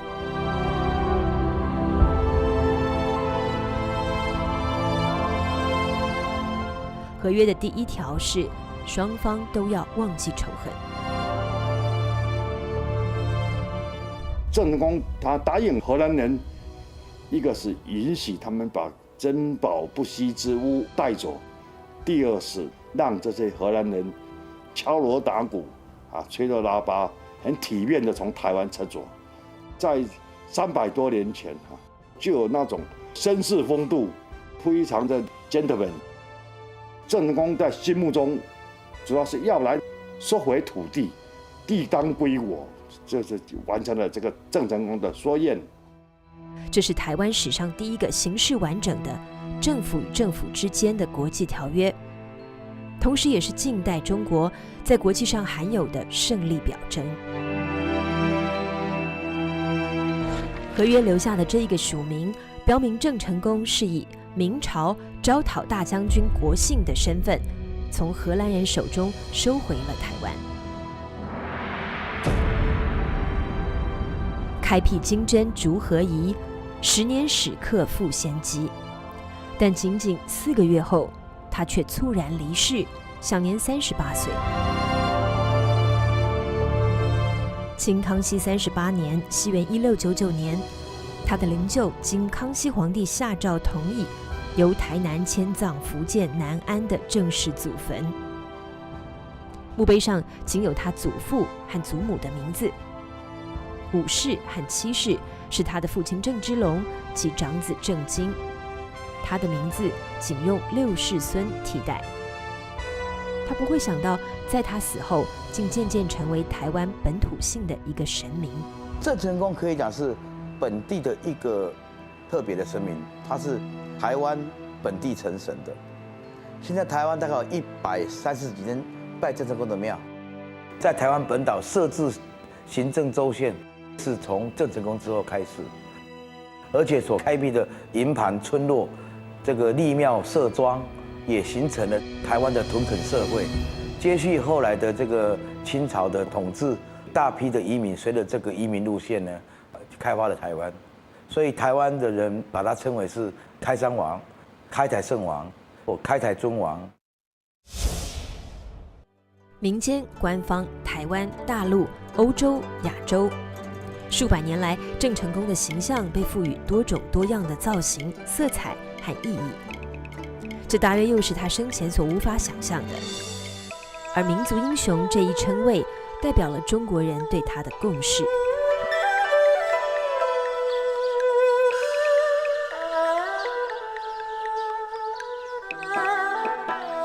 当他在台湾留下自己这张标准画像时，他更不会想到，他是他那个时代唯一击败了在全球所向披靡的欧洲海上霸权势力扭转了远东海洋格局的中国人。荷兰人在远东最大的贸易链呢，被我们郑成功拦腰打断呢。那以后他再不可能北上，不能在我们远东的海域控制海权。那么这个远东平静以后，那么才有我们的康乾盛世啊。一个人物能使那么大的面积，也可以说整个远东的局势发生变化，让它平静200年。他了不起就在这里，他被评价为17世纪国际的海上大英雄。1662年2月9日，奎伊率领2000名荷兰人离开热兰遮城，登上前往巴达维亚的船只。荷兰在台湾38年的统治结束了。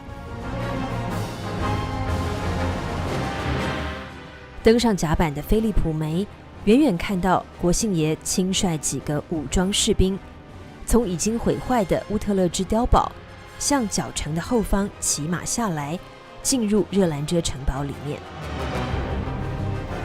此后，郑成功都住在这里，度过了他生命的最后4个多月时光。1624年，荷兰占据台湾，郑成功诞生。1662年，荷兰被逐出台湾，郑成功逝世。莫非是一种天意吗？似乎他专为这座岛屿而降生，使命结束了，生命也随之而去。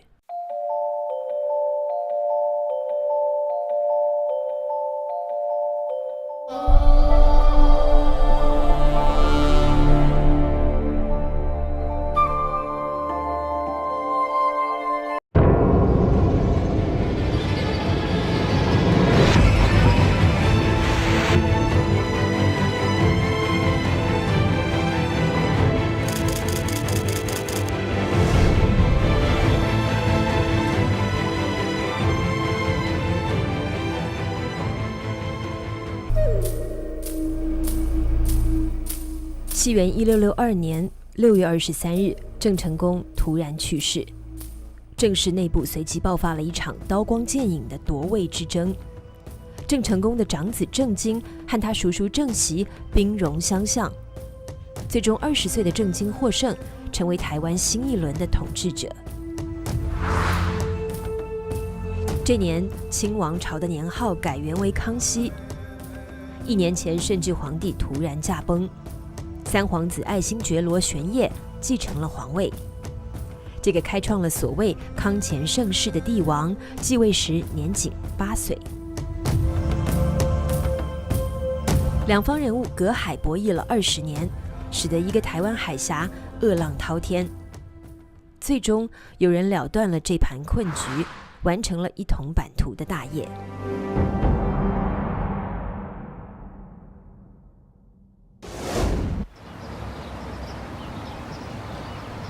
当年这个名叫垭口的乡村还叫做南浔，是福建晋江沿海的一个小渔村。这片气派的施家大厝，那时也仅仅是几个乡间瓦屋。1621年，施琅出生在村里一个家道中落的农民家庭。7岁读私塾，到了13岁，贫寒的家庭已经供不起他继续读书了。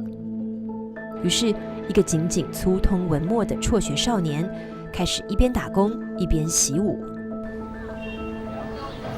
水旱伊会出现困难啊，比讲水10个10工哦，10工最后有点大盐咯，偷日大死盐咧买啊，早死啦，惊说有货啦，大死盐冇人敢你爱啦。17岁，施琅加入被明朝招抚的郑芝龙队伍。9年间就从士兵升官到游击将军。清顺治3年11月，郑芝龙决定前往福州去跟清军谈判。为防万一，挑选了500名武艺高强的将士随行。这个施琅啊，就是在这500人里面。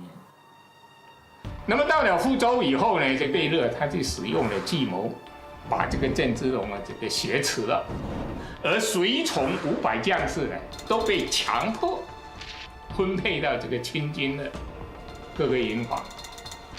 那么我们说施琅啊是在这样的一种状况下，第一次降清，也就是被迫降清。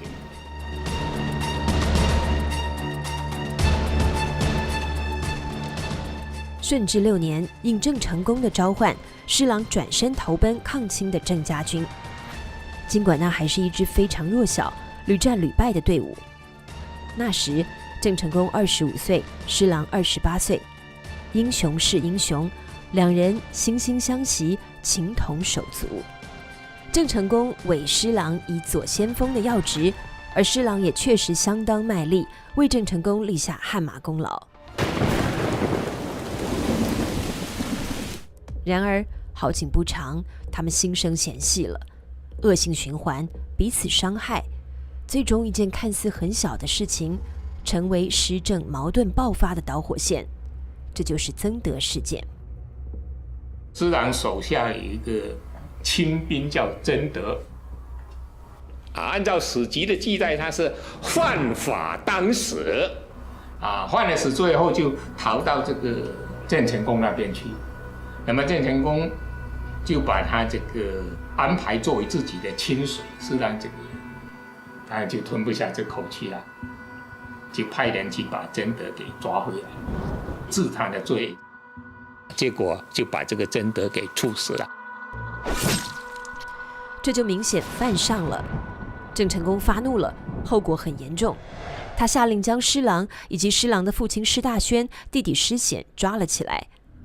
关押期间，施琅设计逃脱，这就把郑成功更为彻底激怒，积存已久的怨气终于大爆发。于是刀起头落，施琅的父亲与弟弟命丧黄泉。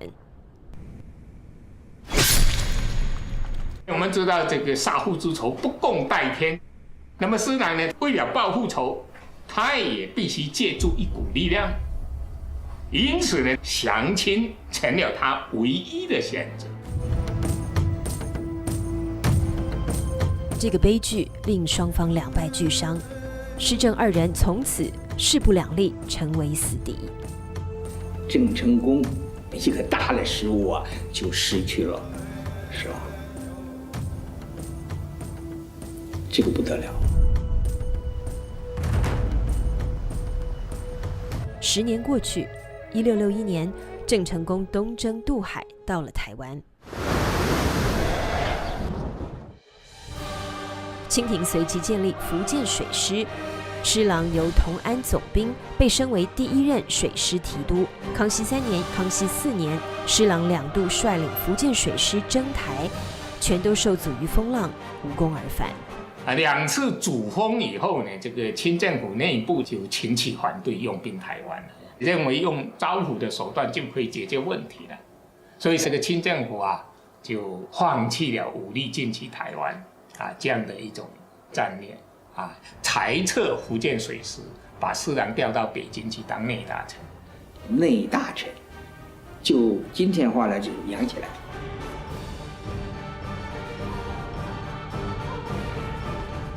毫无疑问，清廷的招抚政策给了台湾的郑氏政权非常难得的喘息之机。1664年，清军攻占金门、厦门，郑经丢失了在大陆的根据地，可以说是相当狼狈地退到台湾。庆幸的是，他身边有个陈永华。陈永华当时候所面对的是，你要扶持一个这么年轻、少不更事的一个这个年轻人，只会把妹，只会写诗，然后看到一些唐诗宋词这样子的一个人。年轻的郑经也曾雄心勃勃，他能写出“复仇血耻知何日，不斩楼兰誓不休”这样大气的诗句。郑成功非常的聪明的地方，就留一个陈永华在他的身边。陈永华是泉州府同安县人，15岁那年因国破家亡而投奔矢志抗清的郑成功。郑成功对他大为赏识，让儿子郑经拜陈永华为师。事实证明，郑成功是有眼光的。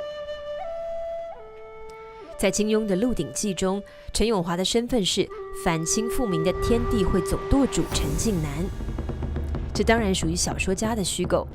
但陈永华在台湾绝对称得上这句评语。为人不识陈近南，变为英雄也枉然。陈永华一直被赞誉为他就是明正的诸葛，犹如当年诸葛亮辅佐刘备父子，陈永华对郑氏两代也是鞠躬尽瘁。在陈永华的主导下，明郑时期的台湾有了10多年励精图治的岁月。郑成功时期的行政区划分进一步完善，改东都为东宁，改天兴、万年2县为州，在台湾南北及澎湖设立3个安抚司，依然沿用南明的永历纪年，货币是这种永历通宝。课耕种，通渔盐，安抚土蕃，贸易外国。台湾的这份蓝图是郑成功描画的，陈永华忠实地继承了下来。尤其是鼓励屯垦的政策，更是大获成效。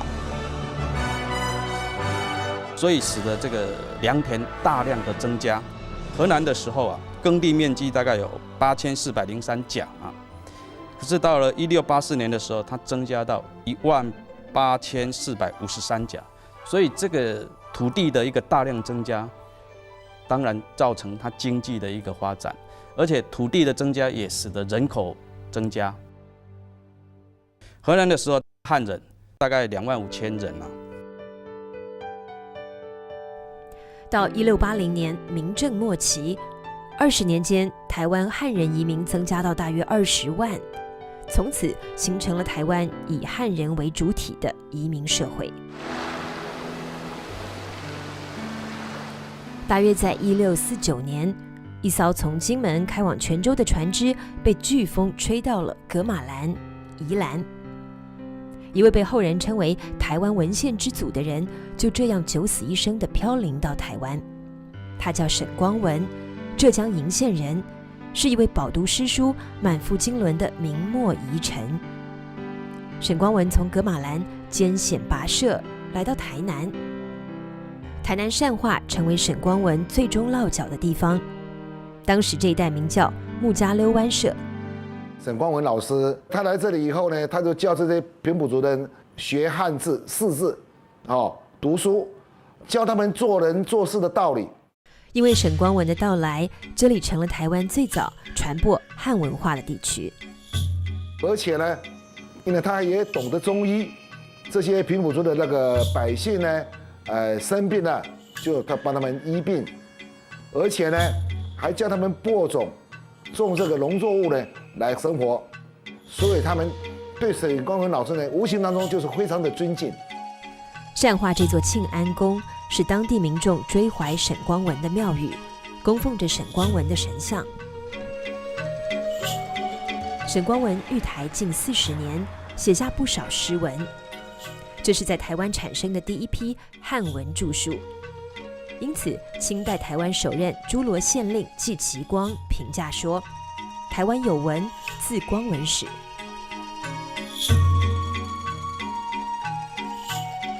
那时有着800多位不愿降清的明朝遗臣、文人士大夫，先后随郑成功父子渡海到了台湾，其中不乏像卢若腾、王忠孝、徐福远之类的素儒名士。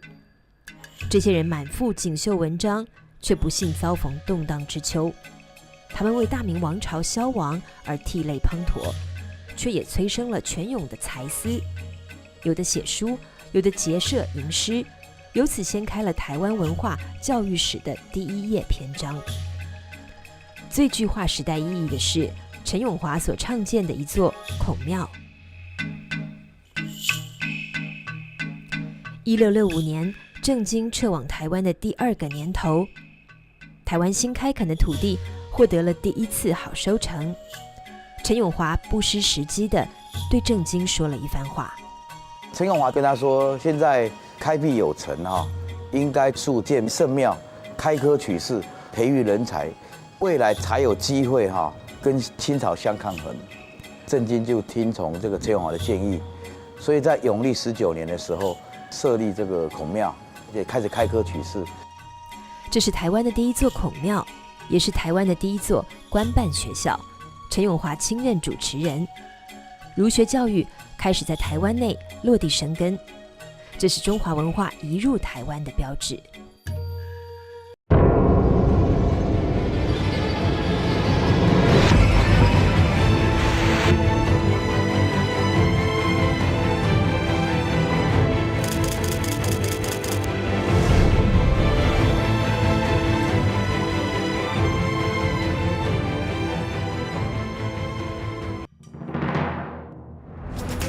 清顺治10年，清朝对郑氏进行了一次招抚。从这年在郑成功老家安平的报恩寺第一次议和开始，长达30年间，双方有过不下10次的和谈。他们在谈判过程当中要达成共识是很难的，这样敌对的两个阵营，实际上他们最大的分歧在什么地方？最大的分歧从表面上看，就是剃不剃头发。清兵入关以后，对汉人都要求他们都要剃发。剃了头，那就表示你认同我；不剃头就砍头。叫做留发不留头啊。郑成功、郑经是坚持不剃头发的。他们当时提了一个口号，叫“元朝显立”。很多人对这样一个问题产生了误解，以为元朝显立就是说要像朝鲜那样成为一个独立的一个国家，其实不是这样的。元朝显立就是说还是汉人衣冠，不剃发。其实说谈判只是就斗争的另外一种手段而已。所以最大的分歧就是剃不剃头发，实际上归根结底就是政治认同问题。所以谈判破裂了。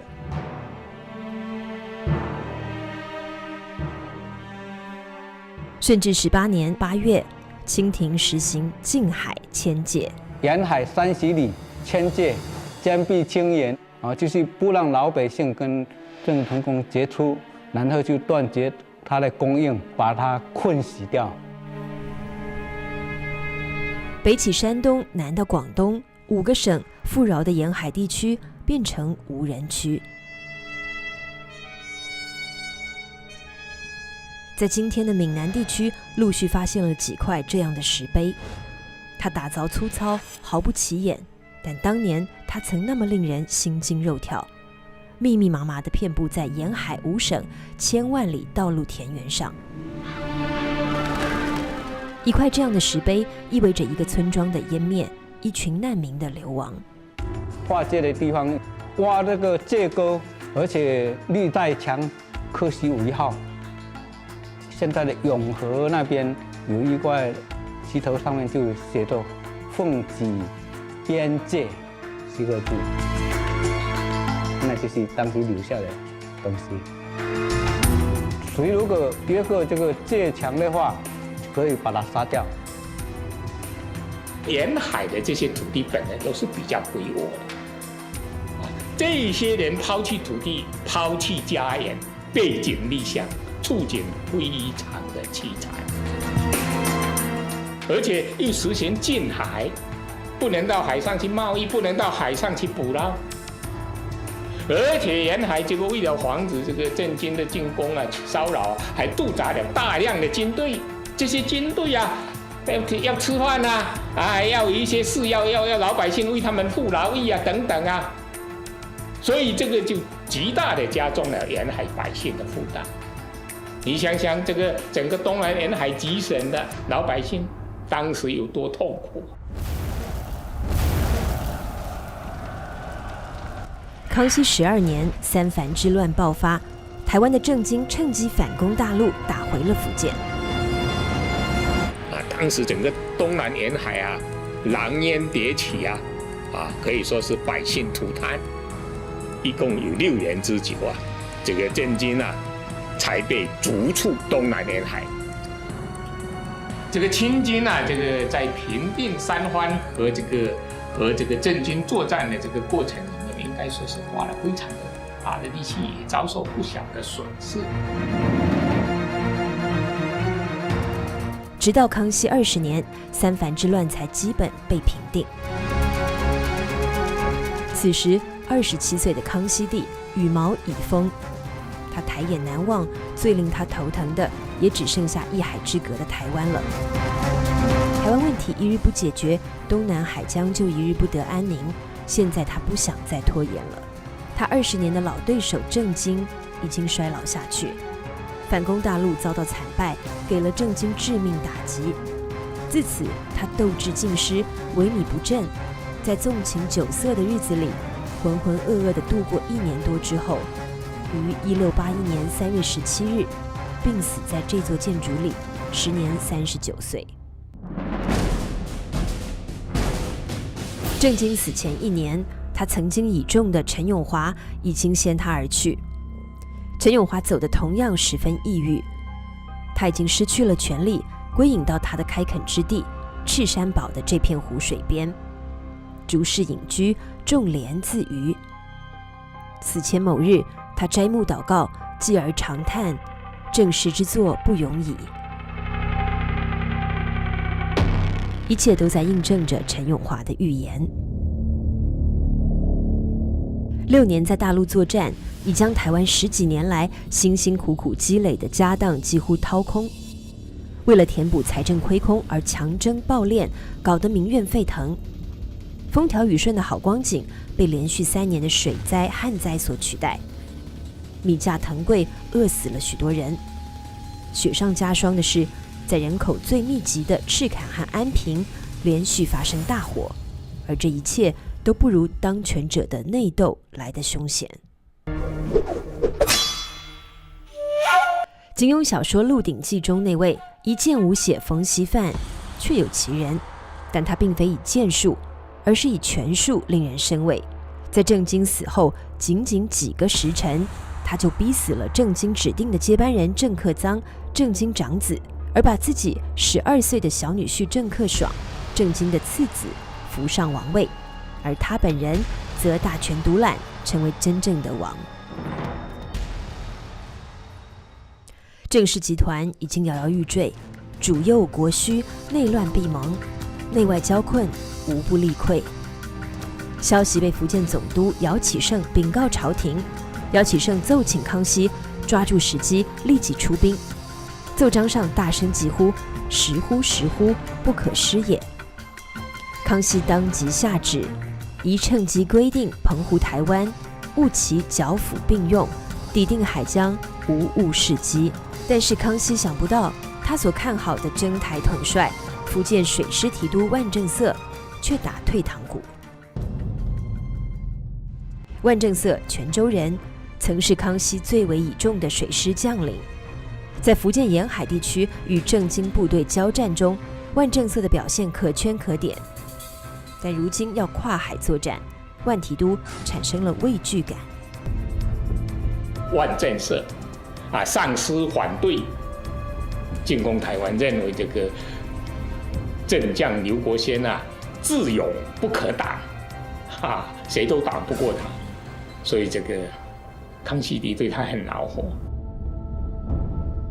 寻找新的水师提督人选已是刻不容缓。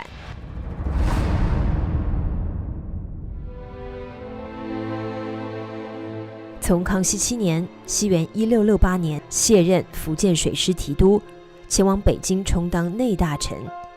施琅已在京赋闲13年，挂甲的老将成日只能以书为伴。一介武夫开始翻阅21史，从中自然多有受益。儿孙满堂，但要靠夫人变卖首饰、做女工来补贴生计的程度，满院清寂。偶然有客人来，他就会激动起来，把自己手绘的台湾地图摆出来，滔滔不绝地说台湾要怎么打的战略问题。13年间，他一刻也没把那个岛和岛上的政事遗忘，尤其是三藩之乱爆发之后。三藩之乱爆发以后福建他的家乡都遭受了这个战火的劫难。那么施琅一谈到这些事都泪水纵横泪水纵横，所以他非常急切的希望能够被重新启用。施琅不知道，福建总督姚启圣一直在关注他。福建总督姚启圣因为他在这边任职他很了解这个福建的军民对施琅的这个印象，所以他一再保举施琅。姚启圣的保举可谓不遗余力，他甚至表示愿以全家100余口生命为施琅做担保。促使施琅出山的最后一把推力，来自内阁学士李光地。这是一个深得康熙器重的人物。另外，他是福建泉州安溪人，与施琅算得上老乡。康熙19年7月，因三藩之乱被困于福建的李光地返回了京城，这个时间点非常重要。那个时候恰恰好是清政府开始考虑要对台湾采取武力解决的时候，这个施琅就经常去找他毛遂自荐。那本来李光地对施琅印象是不好的，认为这个人很狂妄。可是呢，经过几次跟施琅的交谈以后他发现施琅可是真有本事，所以他在心中就有数了。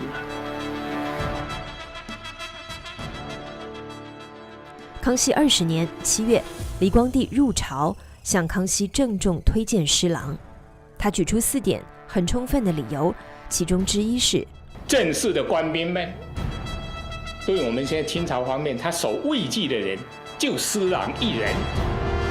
你如果任用施琅为将，那就先声夺人。康熙20年8月，施琅被任命为福建水师提督。60岁的老将终于重披战袍，再度出山。重新组建的福建水师离他的要求还差得很远。时不我待，他必须尽快打造出一支能够跨海征战的精锐水师。他必须物色到一批能够冲锋破浪、勇敢克敌的将领。一片士气高涨的备战气氛中，谁也想不到前线最高指挥部却产生了矛盾，而矛盾双方竟是施琅和姚启圣。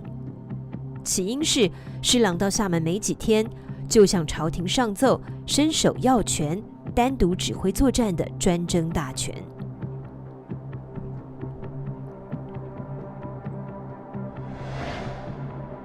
将相失和，在无休止的论争中，出兵日期一再拖延。康熙21年10月，康熙帝最终下了决心，施琅根据时机独自往征，极为合宜。姚启圣等协助施琅催运粮饷，施琅如愿以偿，获得了专征大权。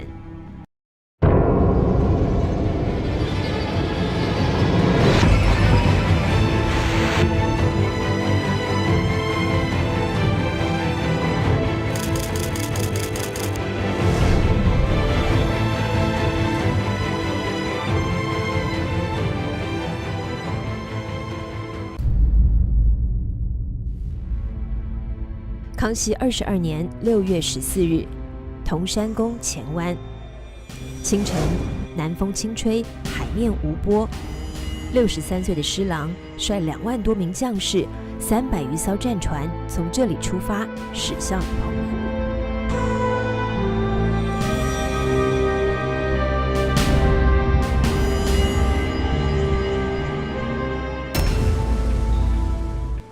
澎湖望安岛当年叫做八兆岛，施琅水师这回真的很顺利，一路南风相送，出发的隔天下午就到达这座岛屿。施琅呢，他的舰队首先呢来到了望安的水岸，发现刘国轩并没有把这个军力呢驻扎在那里。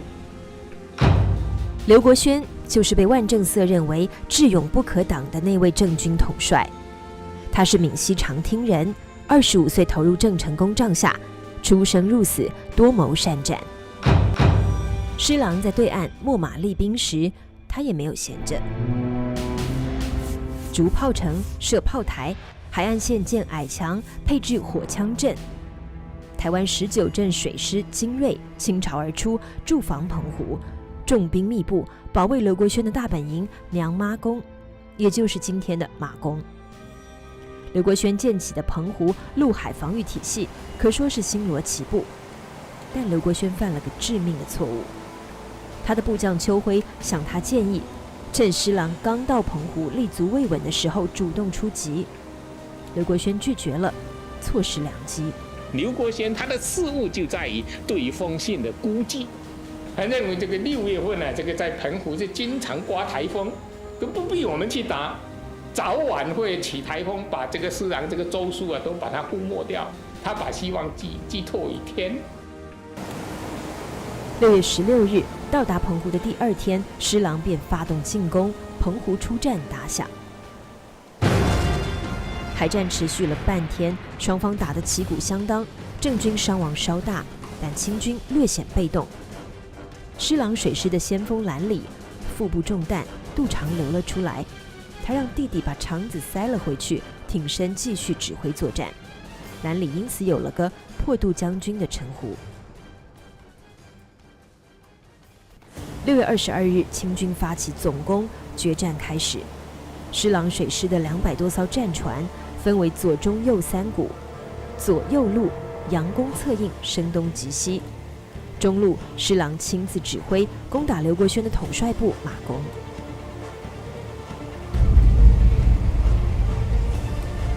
刘国轩期盼的台风最终没有到来，老天爷帮了施琅大忙。但决定胜负的最关键因素还是人。施琅舰队汇聚了一批最优秀的水师将领，如吴英、林贤、朱天贵、兰里。施琅还把自己20多个亲人分配在各条战船上，去跟其他将士冲锋陷阵，同生共死，其中包括他的4个儿子。最小的施世票年仅16岁，显然这非常激励士气。而施琅在7天前的出战时被射伤了右眼，他是睁着一只左眼站在指挥台上的。决定台湾命运的澎湖大海战，最终由一个独眼将军决定胜负。这天的交战从上午一直打到太阳落山，这是台湾海峡历史上规模最大的一场海战。施琅水师用阵亡300多将士的代价，歼敌12000多人，6000多人投降。可说是战果辉煌。郑军主帅刘国轩逃回台湾，经过澎湖一战，台湾这个最强硬的主战派变成了最坚定的主和派。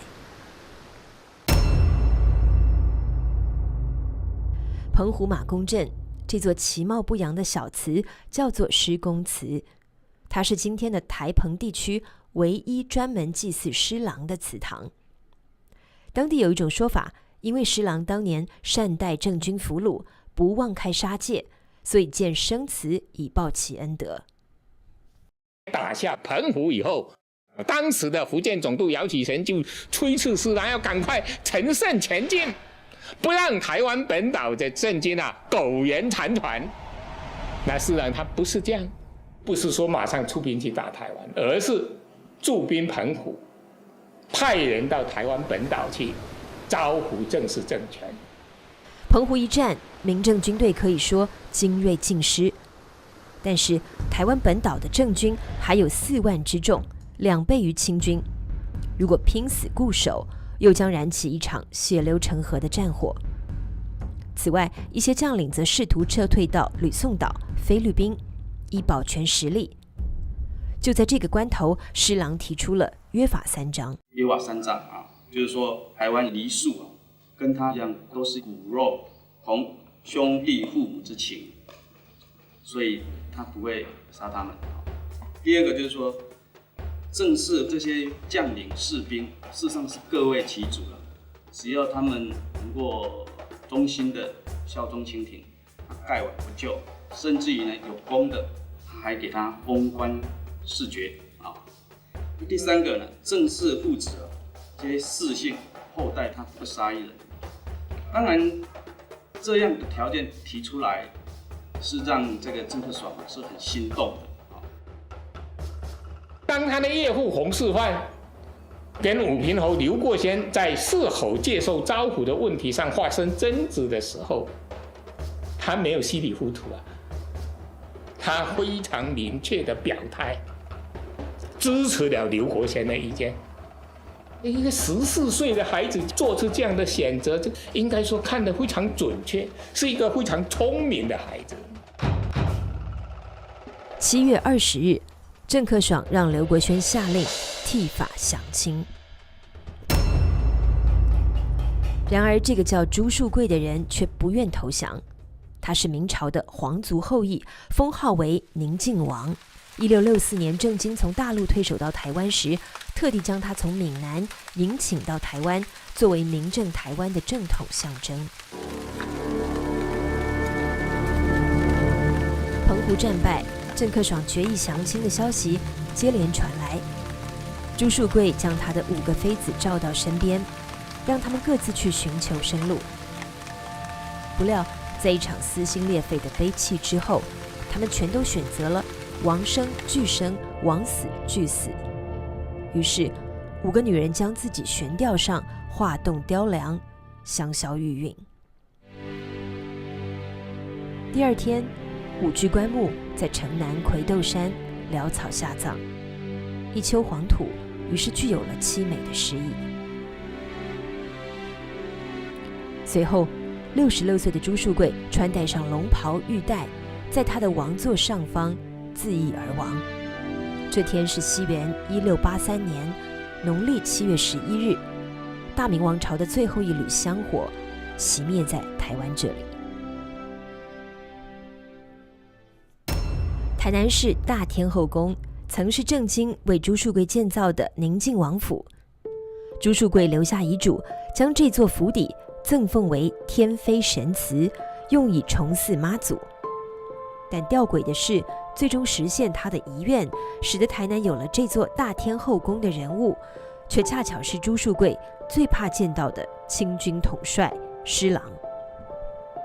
这场战争与妈祖产生了诸多神奇的关联。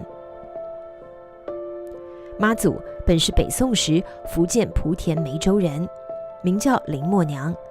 据说她少儿能知人祸福，屡显神异以济世人。27岁时，在梅峰山升天而去。在那之后，航行于海上的船只每遇到风涛险阻，她就在云层间翩然现身，救险渡劫。林默娘于是被神格化为海神妈祖。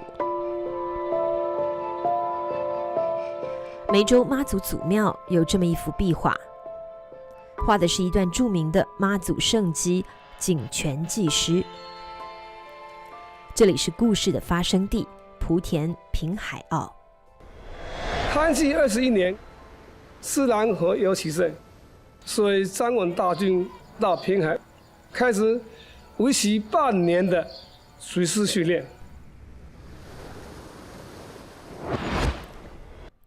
但遇到严峻的问题，这里久旱无雨，大军面临没水的状况。好不容易找到一口井，却又是淤泥填塞，井水枯竭。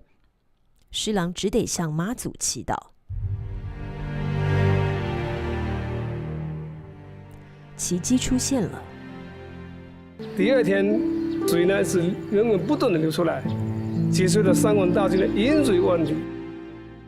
施琅因此写下了一篇《施泉景记》，记录下这件神奇的事。这事今天听起来像是神话，但当年施琅以亲历者的身份，言辞做作地向康熙皇帝做了汇报。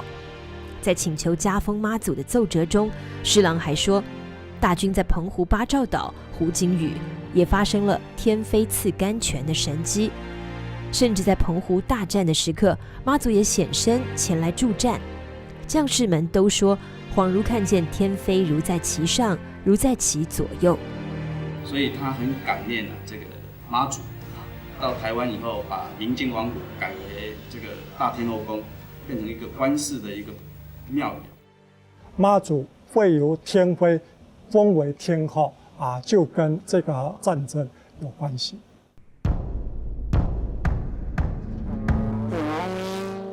康熙23年8月，因施琅加封妈祖的奏章，康熙皇帝颁诏对妈祖进行春秋2祭，并派官前往梅州义庙致祭。梅州祖庙沿袭了古代对妈祖的皇家祭祀典礼。妈祖由天妃升格为中国女性最高品阶的天后。一说因为康熙22年施琅指挥的这场战役，另一说是乾隆2年2位台湾守将海上遇险得妈祖神助，而被乾隆皇帝加封。无论哪一说，都是缘由台湾。湄洲祖庙的香火有多少分香到了台湾呢？在今天全世界5000多座妈祖庙中，台湾就占有1/10，500多座。台湾成为妈祖崇拜最盛、信众最多的地方。如今，由信众们给了天后妈祖一个新的封号——海峡和平女神。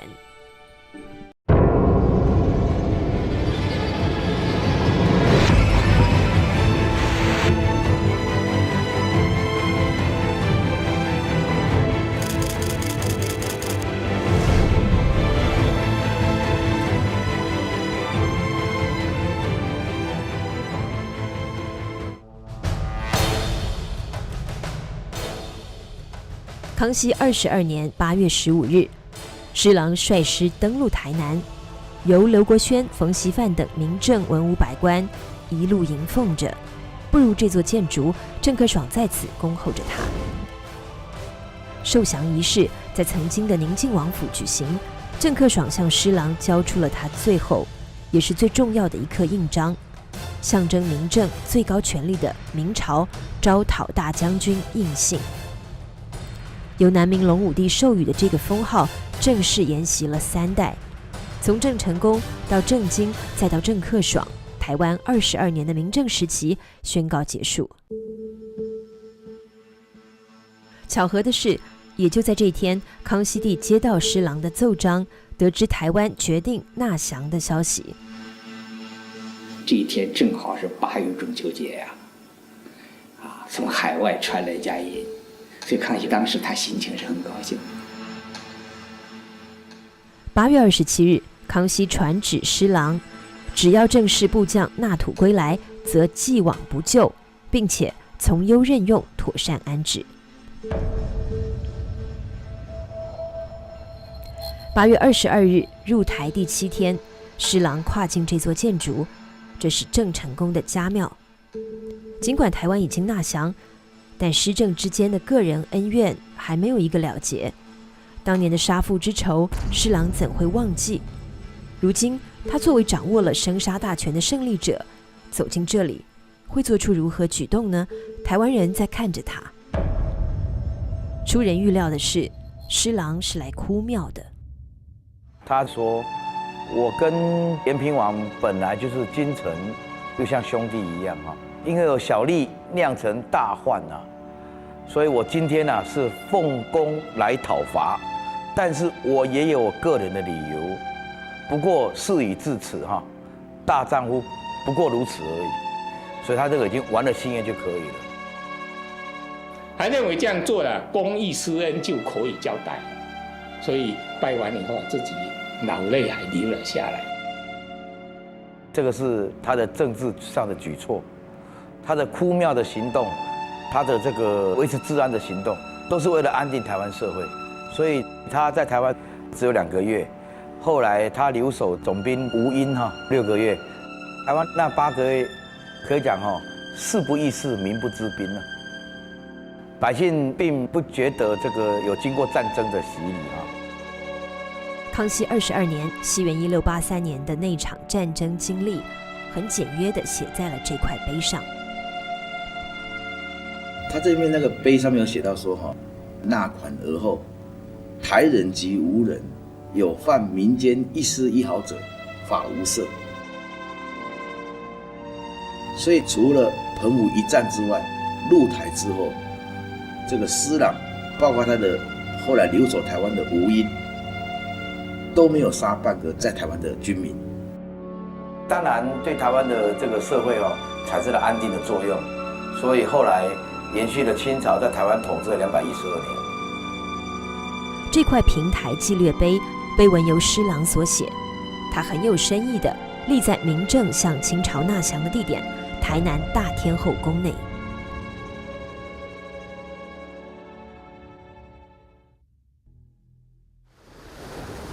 纳降之后，郑氏的文武各官及郑军将士4万多人陆续被迁回大陆。郑克爽被送往北京，受封为汉军公，爵位很高，但有闲无职，37岁过世。冯锡范封伯爵，刘国轩被任命为天津总兵，65岁时卒于任上。施琅在台湾待了2个多月，于11月间班师回到厦门，几乎是征尘未洗就赶往福州。朝廷要员和福建封疆大吏在那里开会，讨论台湾的气流问题。当时这个理会的这些封疆大吏们，对于台湾的气流问题没有定见，怕这个留下来呢没有好处，把它放弃呢又怕有什么后患，举棋不定。施琅在会上把自己的意见讲了，但是他怕讲得不透，所以后来又写了那一篇著名的《攻城台湾气流书》，就全面地阐述了要把台湾纳入清朝版图的这个理由。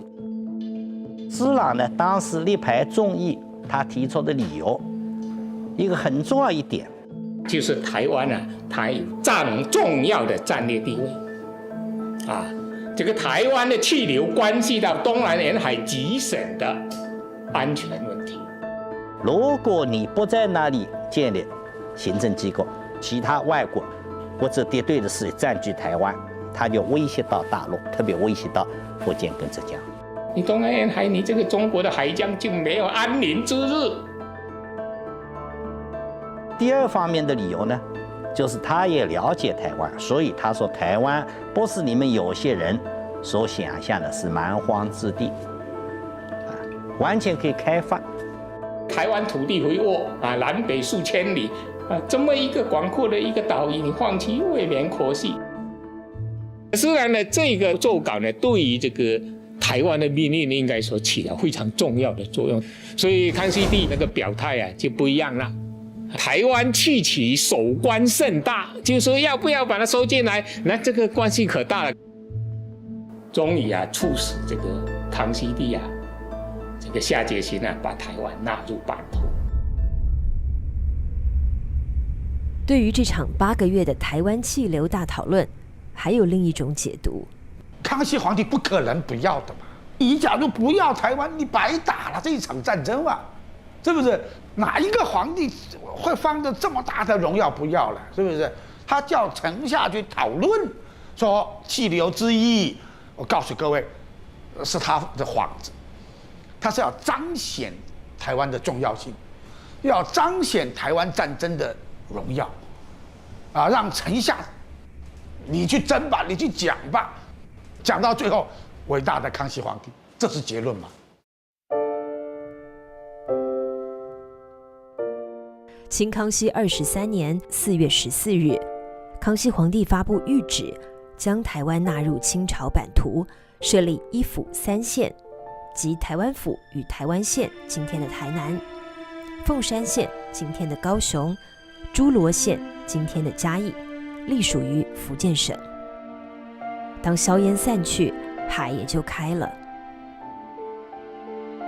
康熙23年，朝廷解除了禁海迁界令，流落他乡的百姓终于得以重返家园。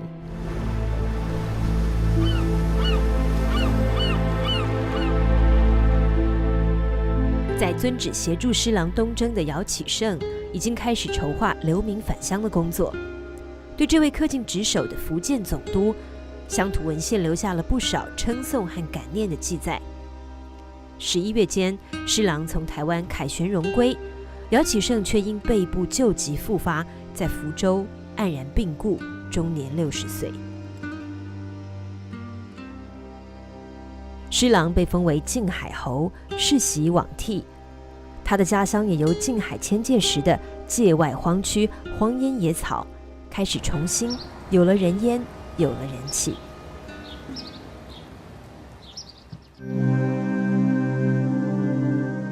废墟上重新建起了家族的祠堂，以及这座靖海侯府。因为气派有如衙门，所以村庄的名字也就由原来的南浔改为垭口。如今这里成了施琅纪念馆，后人为这里题写了一副对联：赴台千古，平台千古，郑氏一人，施氏一人。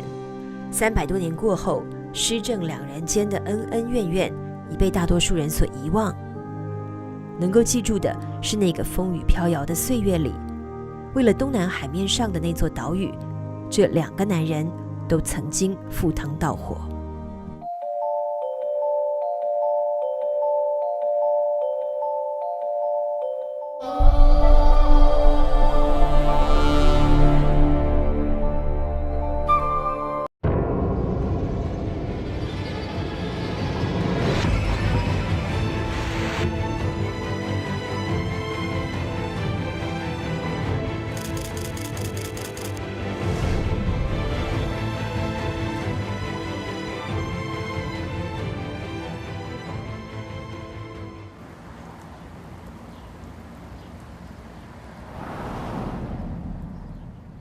我们很多的开机族大概就坐这个船从唐山过来的吧。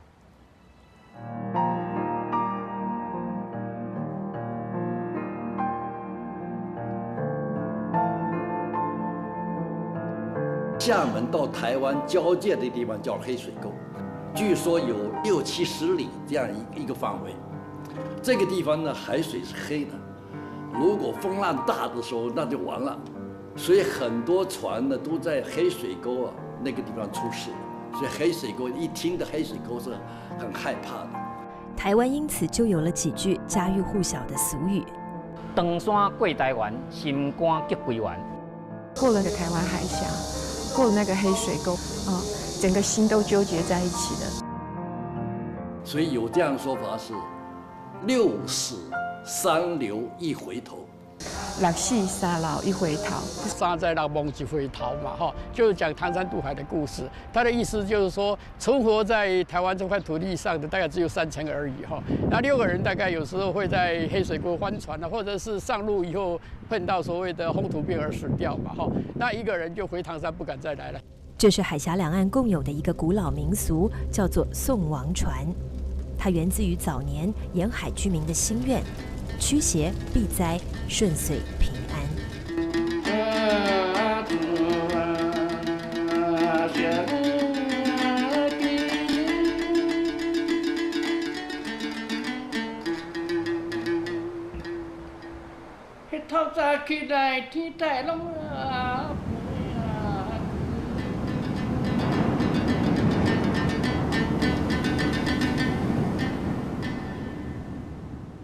康熙23年，这个解决了台湾问题，台湾就设了一个府，3个县。那么府上面呢，还有一个道来管它，叫做台下兵备道，把台湾跟厦门放在一起，来管。那这个台湾厦门兵备道是前后存在43年。台湾跟厦门之间所有的，包括政治、经济、人事方方面面的，都是从他管。当时的台下兵备道衙门，在台湾与厦门各有一个，行政长官到引，半年驻台，半年驻厦。不论是大陆要到台湾，或者台湾要回大陆，所有的船只一定要经过台下兵备道的批准。当时赴台必须先有原籍地照单，再经过台下兵备道核查批准，才算是拿到了路条，也就是通行证。再由厦门出港，由台南安平鹿耳门上岸，这是官方唯一许可的路线，称为正口。但是绝大多数来台湾的人没有通行证，也不走正口，而是选择了偷渡。正口、鹿耳门之外的海口，都是偷渡客的登岸之地，防不胜防。刚收归清朝版图的台湾，人民稀少，地利有余，又值雨水充足，连年大有，故闽广沿海各郡之民，无产业家士者，俱冒险而来，以致人民聚集愈众。当然，在去台湾过程当中，有些人就是参差不齐，所谓的奸鬼之徒啊，什么也有。那这样的话，后面一些地方当局就是有一些担心，说怕以后对这个地方长治久安不利，就说后面就是逐步采取了一些限制的政策。终于在康熙57年前后，清政府颁布了严禁无证偷渡的渡台禁令，对赴台进行严厉管控。但是进者自进，渡者自渡，偷渡已经形成了一条非常活跃的地下产业链。其中最重要一种叫客头，客头就是带领偷渡客去台湾的这种人，他底下的有人叫做招引之人，去招引人家来。那么客头他自己不能没有船的，他还要找到船户，那么管船的。那么在到这个坐船之前，那都是秘密的，所以还有一种窝藏这些人。从厦门环岛路东望5公里外的这座小岛是小金门，当年叫做烈屿，是偷渡船的一大停泊地。雍正8年8月12号，一条偷渡船从烈屿开出来，接上窝藏在附近的大旦、帽子口等小岛上的120多名偷渡客，开向台湾。没想到3天后，在广东碣石海面被抓获。这100多名男女偷渡客分别来自福建的同安、诏安和龙溪。客头名叫王彩，船户名叫陈荣，招引之人是算命的黄谦和卜卦的黄喜。偷渡客每人需缴纳水饺银2到3两不等，足够一个人大半年的口粮钱。而这条偷渡船从烈屿开到澎湖口，遇风失去桅舵，在海上漂流了2天2夜，一直漂到数百海里外的广东碣石海面，才被巡哨的军官捕获。这个不大不小的偷渡案由碣石总兵苏明良奏报雍正皇帝。雍正皇帝恼火，却也无奈地御笔朱批：严禁之欲不斥再三，犹有如此，偷渡者是何理也？这批偷渡者肯定要有大苦头吃，但海上惊魂却大难不死，他们算是相当幸运的。有那个很坏的那种船老大，他把你送到快到台湾的海岸的时候，叫你下去，然后船赶快开走，因为他被抓到的话，那很危险啊，所以叫你下去。那么沙滩到那个陆地上还有一段路，如果涨潮了，如果那个地方是很泥泞不堪的，很多人就死在这个地方。有一首渡台悲歌，唱尽了航渡台湾的千难万险、千辛万苦。千轉切莫過台灣，台灣合適歸門關，前街人士無人轉，地生地死都很難。但是呢，老百姓为了求生，不得不偷渡。因为贫穷，他才到台湾来，主要是肚子吃不饱才到台湾来。如果今天在家乡能过得好，凭良心讲，没有人愿意漂洋过海。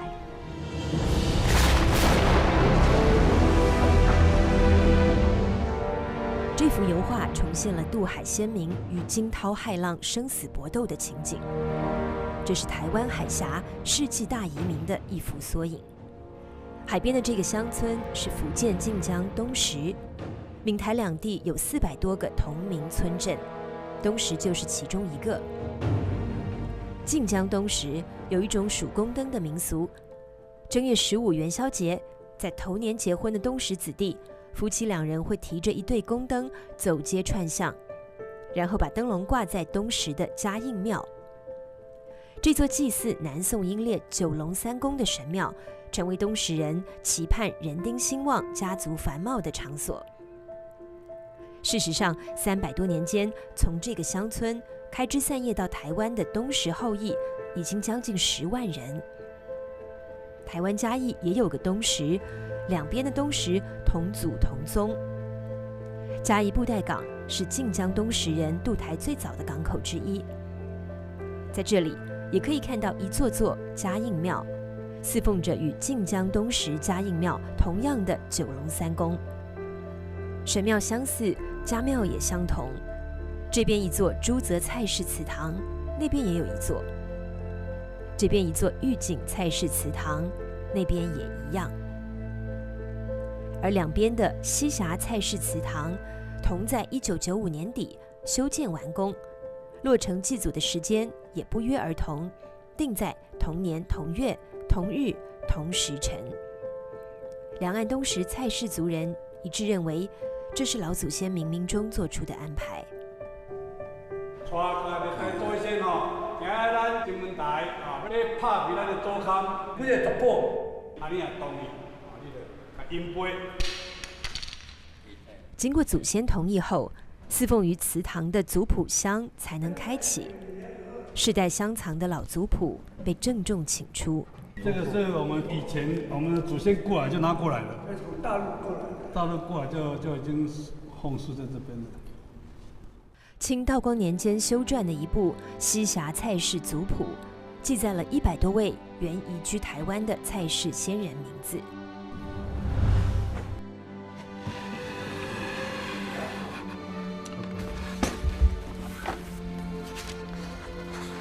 最早的是这个，记载的是这个，估计是明朝的，是台湾的族谱。这个用写剧去台湾，伊的子孙也是隆重徛在台湾，这个子孙真多在台湾。这个清初迁改了后，金海岭一下开，咱这个历史可能是有10外个去台湾探食咯。这个客去讲出的这个第二家，这个从我去台湾咯。去到台湾，才装在台湾淡水大边顶。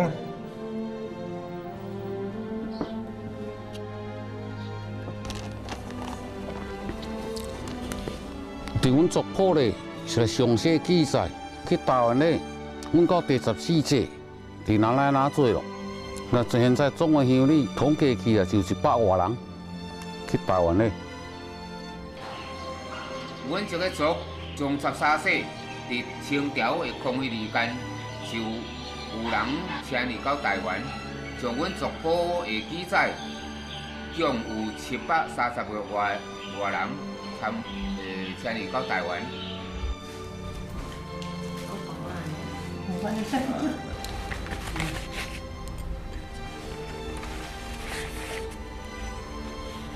岁迁过来，以前就跟门来啦，咱就遮做山啦，海啦，种土豆汉族安尼尔高粱啦，辛苦了这个唔辛苦。眼前啊，我们周边这一带啊，大概300-400甲的土地啊，都是百里陈家他们的产业。那他们有钱之后呢，就开始教育子弟。我们现在可以看到登营书院。那么登营书院旁边呢，是他们练习武科考试的子弟的跑马场跟练武场啊。一个家族啊，能够提供这么大的一个环境来让子弟来读书啊，求上进那可见这个家族在这个地方的经济能力有多大。齐为兄弟4人都皆赴驻台，树端兄弟7人都住在台湾。朝奉考中武举人依然前往台湾，远妾远婚等多人娶了台湾女子为妻，夫妻双双葬在台湾的也不在少数。远儿远逆兄弟很不幸，同日在台湾过世。两岸族谱留下了许许多多先人来到台湾的记录。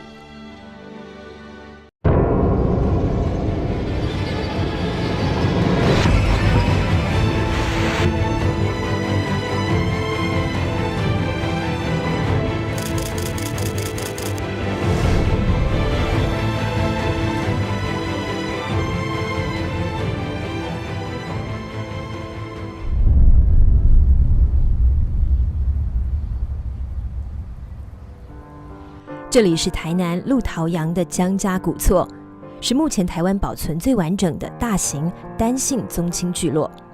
他开创基业的祖先名叫江如南。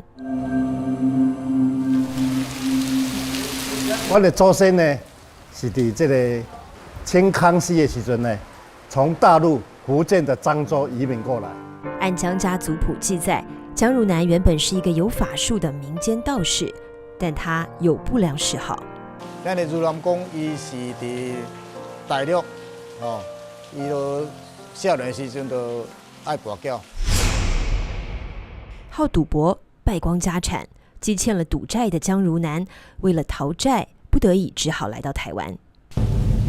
来台湾，顶多时阵拄好，这个咱的阿母王水贵，伊咧造反，所以伊会晓天文地理，所以水贵甲做军师，结果呢，水贵失败了，他就沿着闸门溪走来这个所在，来到这个所在呢，一看这个地理真好，所以伫遮呢，总要伫遮定居下来。半生浪荡、不务正业的江如南，终于找到了一块可以安身立命的地方，他的人生轨迹也由此开始改变。先祖呢来到这边呢，都是以务农为生。锄头底下有黄金，江家一代代就在这块土地上农耕垦种。擅长风水地理的江如南为子孙选择了这块风水宝地，他留下遗训，交代子孙永远不能迁徙。江家后人依祖训，一代代就在这里聚族而居，人口日繁，房子也就越建越多，大约136座建筑，以闽南三合院的扩大格局，形成一个单姓家族的大聚落。从开台祖先江如南算起，江家在台湾已经传到第12代，数千人。江家聚落以这座宗祠为中心，第一境是拜亭，第二境宫厅，第三境是神明厅，最里面的第4境是祖宗祠堂。我的祖先对大陆来的时候，伊有炸2项物件来，一项是一个象杯，一项是一个伊的这个东方宫的香火。这个香火呢，伊到目前200多年呢，也阁保持伫遮。因为这个象杯因为年代较久，已经歹去啊。这个香火呢，目前也阁这个夹伫阮的东方宫这个身躯顶安尼。这甲请这个东方宫啊，这个先生甲请落来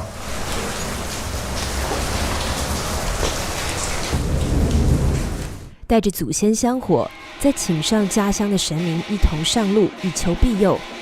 一尊尊神明于是跟着渡海的人们到了台湾，各种原乡信仰也就移植到了台湾，形成今天台湾庙宇林立的风景。大致而言，漳州人信仰开漳圣王陈元光，泉州人信仰观音菩萨或清水祖师，同安、厦门移民信仰保生大帝，闽西客家人信仰定光古佛，粤东客家人则信仰三山国王，而渡海先民的普遍信仰是海神妈祖。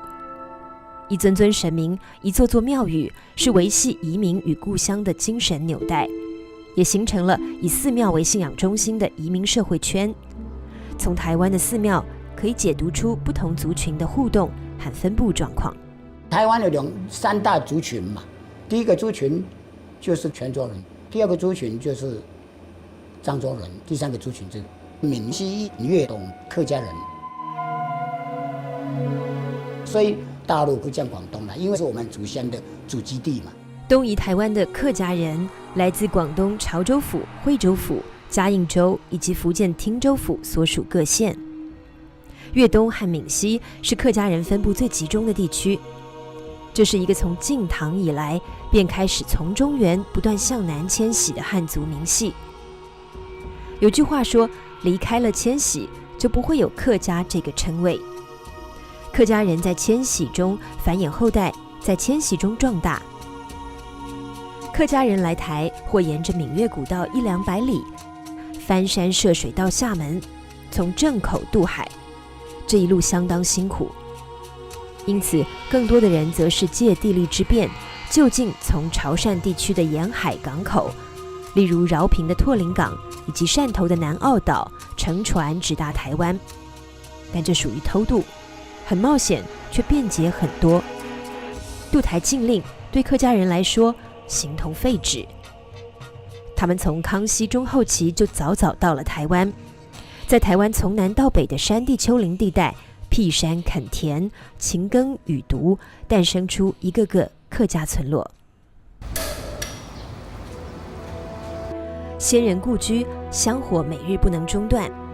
竹北6家这座新兴的现代城市，早期是座客家庄，开拓先驱是广东饶平人林先坤。乾隆14年，25岁的林先坤跟随父亲和哥哥来到台湾彰化，从租垦小片田地做起，3年后垦拓的足迹迈向新竹竹北的这块土地。乾隆22年，33岁的林先坤回到饶平石头乡安石楼老家祭祖娶妻。此外，还有一件重要的事，就是动员他的乡里乡亲跟他一起到台湾，因为开垦竹北的那片土地，他需要大量人手。而林先坤在家乡的这次招工相当成功，招了他乡村的乡亲几百个人，这么慢慢一批一批这么偷渡过去。一个人先到台湾站稳了脚跟，然后再把家族和家乡的人整批整批的带过来。这种凭借血缘和地缘关系形成的连锁式移民，那时相当普遍。竹北6家原叫6张犁，就是因为林先坤的垦地面积而命名。一个牛跟一天可以耕种的田地叫做1张犁，大致来讲是3甲地到5甲地这个左右。就这个地方的面积，就大致来讲以6张犁的算法，也就是差不多20甲左右的土地了。饶平的老乡络绎而来，形成了一个客家聚落。四周呢种了很重的赤竹，所以他自己这个聚落就像一个城墙样子，所以他也有一些东门、西门、南门这样的一个名称。一大早的时候，他们就到这个到市门这外面去开垦，实行军事化的管制，就是大家集体起床做操，操练，然后去耕田。林先坤的一位后人描述说，整个村庄就像一个团练卫队的原乡组织一样。问礼堂前面的广场，白天晒稻谷，傍晚练舞奏乐，可想多热闹。这座问礼堂是林家的家庙，是林先坤的孙子林秋华中武举人之后建起的。当家族内部产生纠纷的时候，这里是仲裁的场所，相当于林家的家族法庭。问礼堂边的大夫地是林先坤发迹后所建的宅院。而另外这座林家祠，则是开发竹北的饶平林氏6派宗亲的总祠堂。林先坤完全依照广东原乡的村社组织模式，靠紧密的宗族力量维系着家族和社区的稳定。从最初的移垦部落，逐步成为一个具有老家风格的乡村，这也是台湾移民社会的普遍规律。林家一直会变成新竹这个地方的一个中心了，成为了当地一个很有名气的那个大族。清朝以后还赐官给他，赐了给他7品官。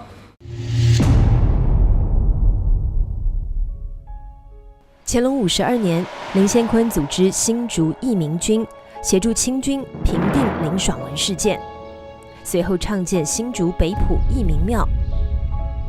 如今，这座庙宇已经成为北部客家人的信仰中心。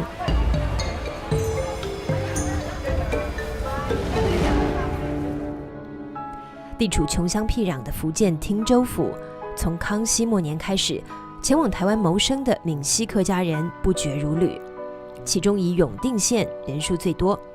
永定下阳镇思贤村这座祠堂是国民党前主席吴伯雄的祖祠。吴伯雄的祖上是在咸丰6年来到台湾。这边就是我们永定县下阳镇的思贤村，这里是八角亭。以前呢，我们那个有个永定过南洋去台湾，这里就是必经之路，他们都要从这边经过夏阳到这边来，这边从这里去到广东茶阳，从茶阳走水路到潮州汕头。吴伯雄先生呢，他曾祖父啊，带着他的22岁的妻子，还有他的祖父5岁，那是台风他的年轻的妻子就摔了水下去了。这是一段伤感往事。因来到台湾而失去母亲的吴荣弟，后来在桃园中立造就出台湾相当具代表性的大家族。广东梅州白渡镇创乐村也有一户姓吴的人家，80年来3代人来台湾的经历，同样令人感伤叹息。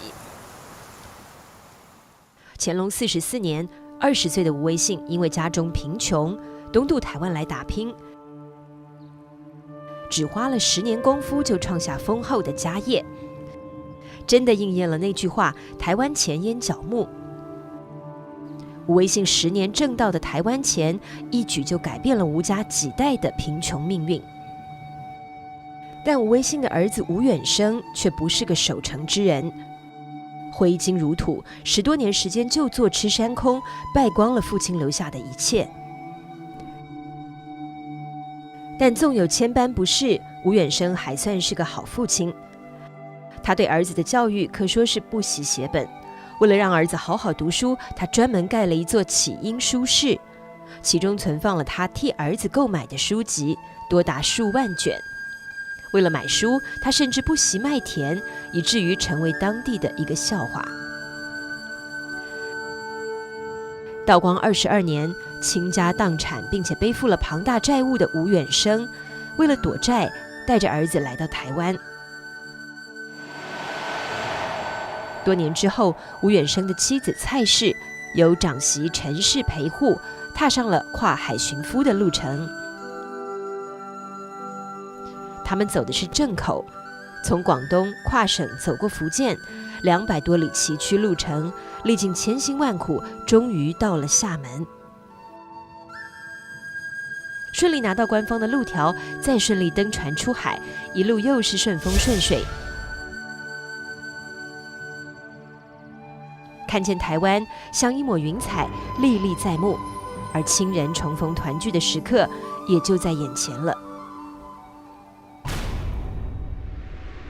请之由怪风起东北，一手赴西向，瞬间改变命运，东渡变成了西归。西归更遭遇一系列劫难，被勒索、遭抢劫、帆船落水几乎淹死，使同舟100余人皆变作乞丐行径。再从厦门走上回头路，蔡老太太再也走不动了，只好坐进一个竹筐，有2人抬着前行。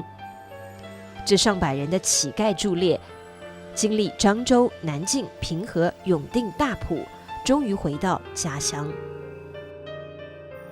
一路风餐露宿，困顿流离之态，口不能言，笔不忍述。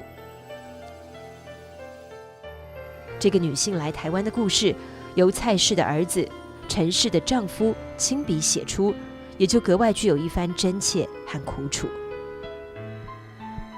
他是吴子光，台湾历史上屈指可数的一位文化大家。从祖父吴维信挣到了台湾钱，到父亲吴远生花光了台湾钱，钱来钱去，最后换来的是吴子光的一肚皮学问，而吴子光又把他的学问在台湾传授。自道光22年来台后，终其一生，吴子光都在台中、苗栗一带以设馆刻图为业，长达40年。门下弟子多俊秀，今天人们熟悉的邱逢甲就曾经是他的学生。同治2年，妻子陈氏来到苗栗铜锣，丈夫授徒讲学的这座双峰草堂，夫妻分隔20年后终得团圆，母亲却没来。他被那次来台湾的经历吓着了，终生再不敢来台湾。吴子光为此抱憾一生。当年的双峰草堂，如今居住着吴子光弟弟的后人。门上的渤海堂是吴姓的堂号，附近也有一座渤海堂，这是樟树林村的吴姓家庙。他们都来自广东嘉应州，和吴子光算是近亲。墙上挂着来台祖先像，除了历代来台祖之外，还有历代的来台骂。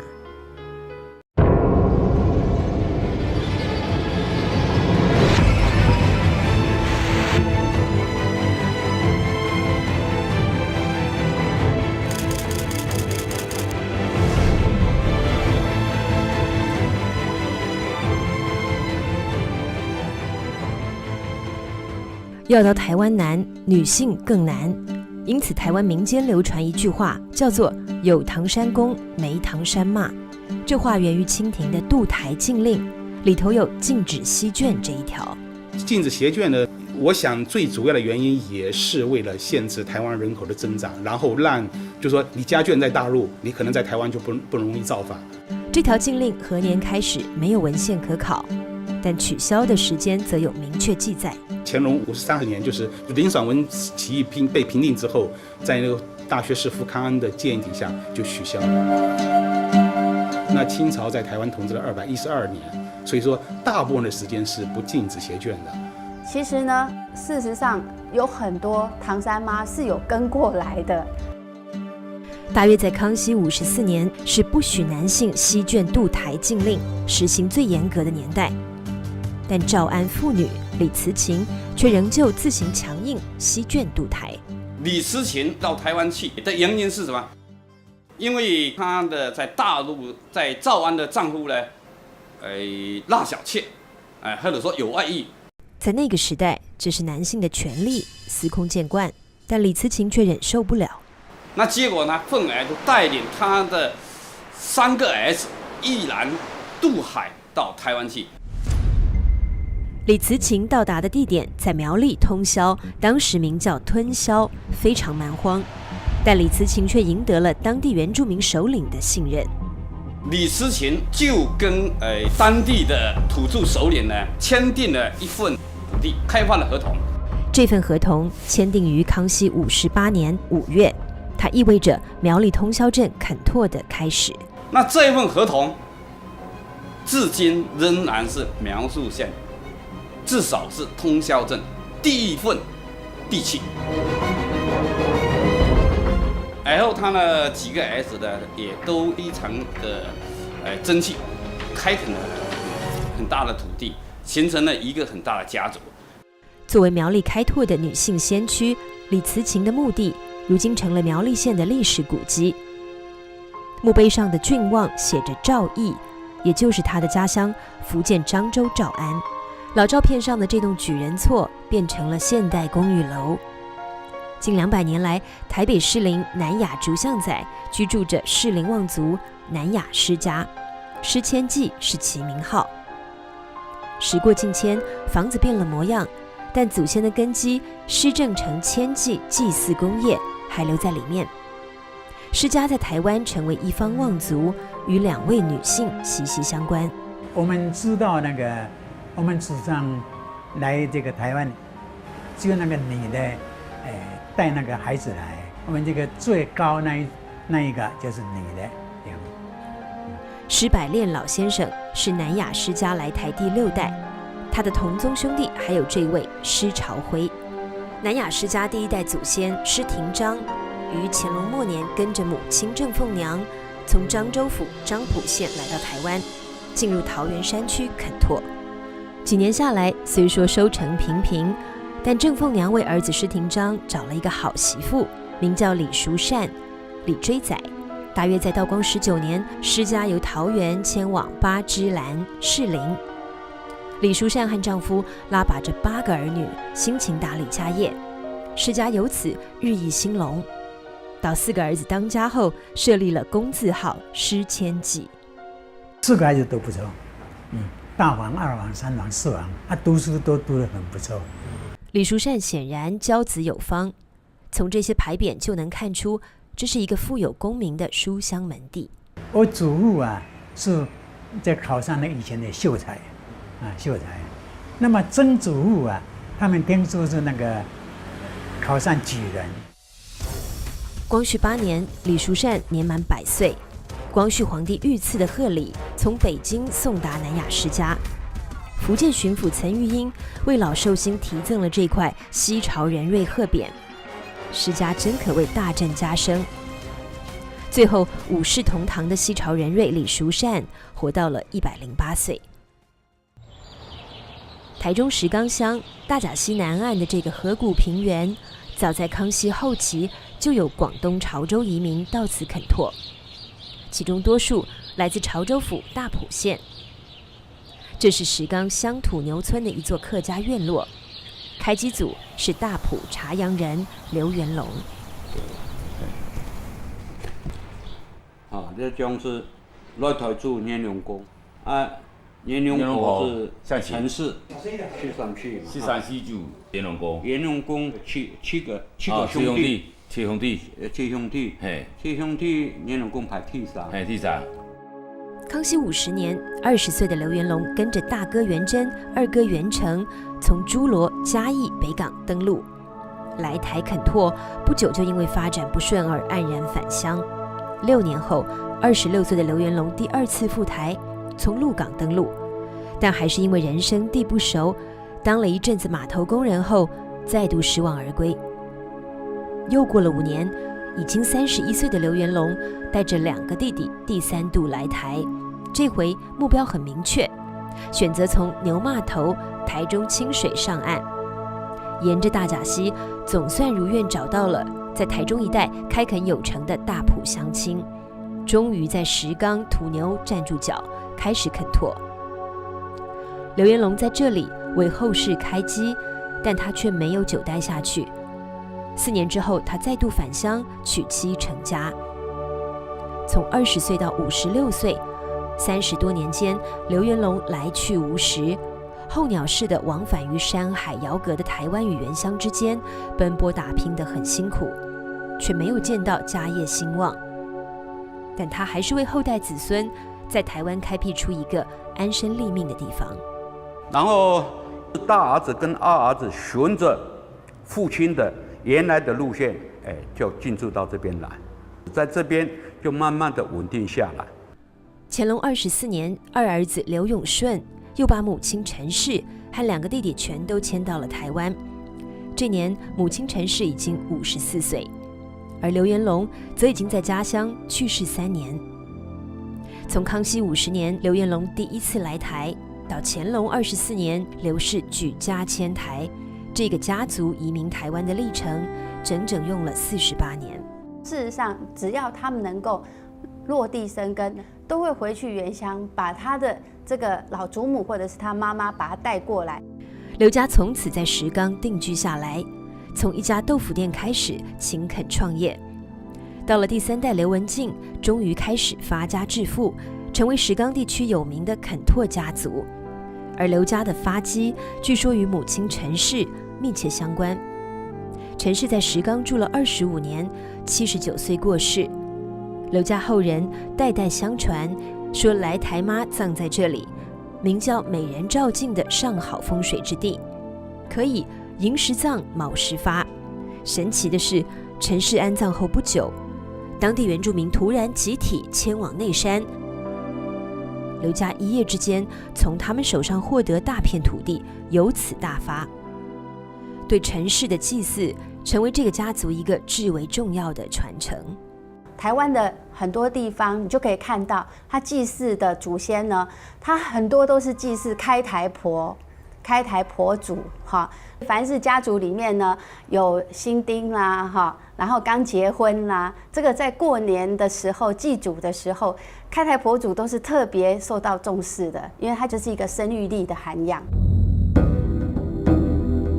事实上，我们讲唐山过台湾了哈，在这边肯都是非常的艰辛，2、3代在这边打拼，能够安身立命，有一个家，那事实上是不容易的。要形成一个家庭，到一个家族，到一个宗族，那是更不容易。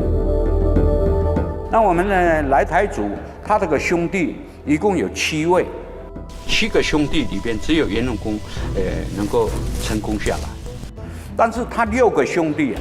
早期跟他一起过来，在这边打拼的6位来台族的兄弟啊，都没有传人，没有后人，没有后代，都是没有办法在这边立足。所以在从原乡到新故乡打拼啊，事实上是非常的艰苦啊，能够在这边能够发迹，更难能可贵。也许面对这样的目的，后人才能感悟到那句6死3留1回头的悲怆含义。这类墓地台湾有许多，叫做万善同归墓，埋葬的是无主孤魂。他们离乡背井过台湾，但却死于瘟疫或是动乱械斗。基隆8堵，已说不准何年何月，50位泉州移民来到这里开垦，这座庙成为他们最后的归宿。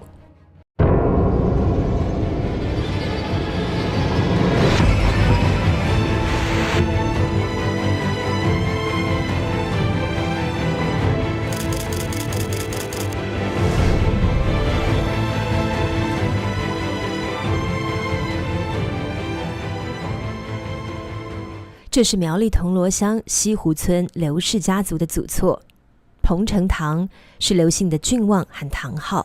你可以开单吗？哦，他帮我哋挑单的，开单的呀，哦，开单啦。我专門開單咧。開。哦，是專門開單咧。開到嗰出寫幾嘢。咁冇嘅。那根扁担后代视为宝物，100多年间一直供奉在刘家这座祖厅的香案上，直到1935年苗栗大地震后不知所踪。扁担是来台第1代刘恩宽带过来的，他用这根扁担创下了西湖刘家的基业。大约在乾隆20余年间，广东陆丰刘恩宽到了台湾，他已经30几岁，还是个单身汉，没受过教育，所有的仅是一个农村壮年男性的力气，还有一根扁担。以前牺牲了啊，没辛苦了，就是你做些单口工啊。有人叫我开单了，所以我踏出这样起家。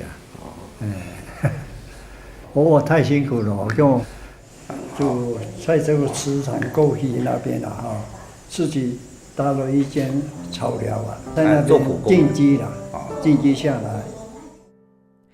草寮就搭在这湾池水边，多年辛劳，靠着一根扁担，他积攒了约莫100多元钱。现在他需要有个女人，有个家了。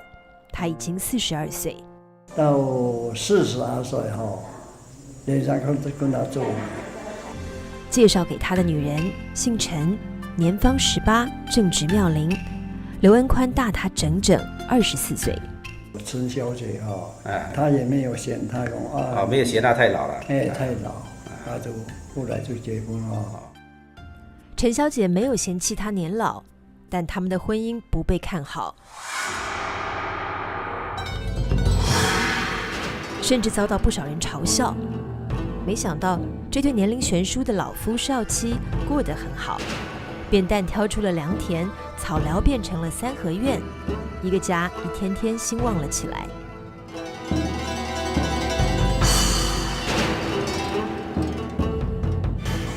后来就生5个孩子，2个女的。老夫少妻一起生活了38年，刘恩宽活到80高寿，晚景和美，儿孙满堂。刘恩宽没有读过书，但后辈给他的画像增添了几份书卷气。事实上，饱尝了挑担辛苦的刘恩宽，发家之后一直勉励后辈要好好读书。后人也确实争气，简朴的刘家祖祠因这些后代子孙的灯笼、匾额而夺目耀眼。工科博士、物理博士、化学博士、医学博士。这位医学士赵方是刘恩宽的第6代义孙刘兆方，他是苗栗铜锣的一位名医。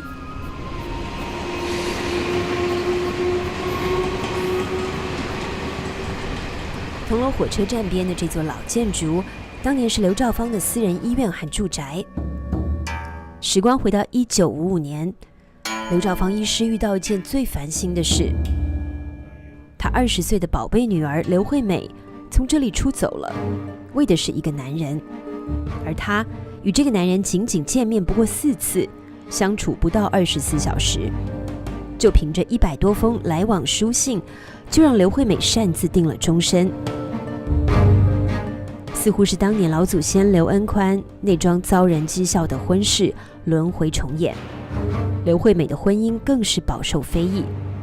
刘兆芳甚至要跟女儿断绝父女关系，因为她嫁的那个男人不仅一穷二白，而且是个所谓的外省人。那个男人名叫朱西宁，山东人，上尉军官。1949年随国民党军队渡海来到台湾。从明朝末年开始的移民台湾，骤然间达到规模空前的最高潮，200万人口从大陆一下子涌进了台湾。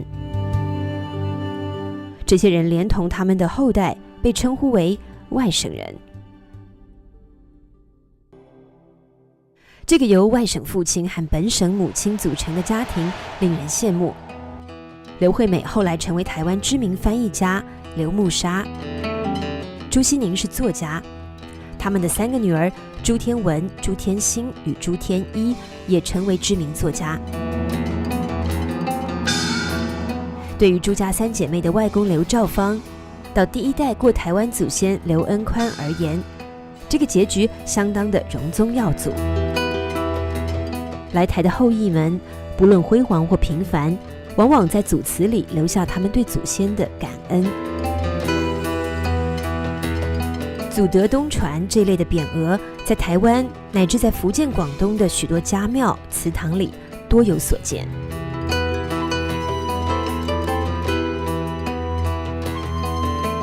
11岁的龚正公到台湾来的时候，是非常艰辛的。他下无寸土，上无片瓦，是到人家家里去当长工。所有的资产全部从这个土地里头长出来。土地长出这片泸州李家大厝，大厝里后来出了个著名的台湾抗日英雄李友邦将军。这个林平和随他父亲去台湾。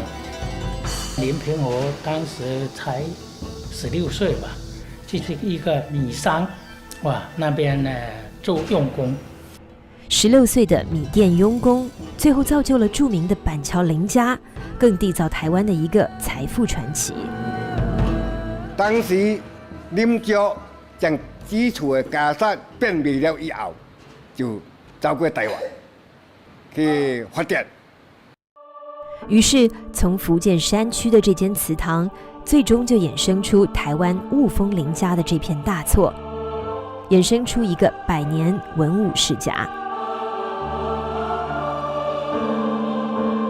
到清朝末期，闽粤2省的移民及后裔约达250万，占当时台湾总人口95%以上。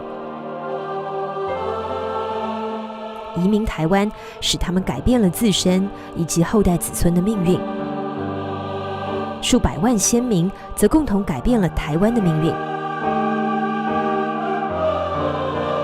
而台湾也成为他们世代相守的新故乡。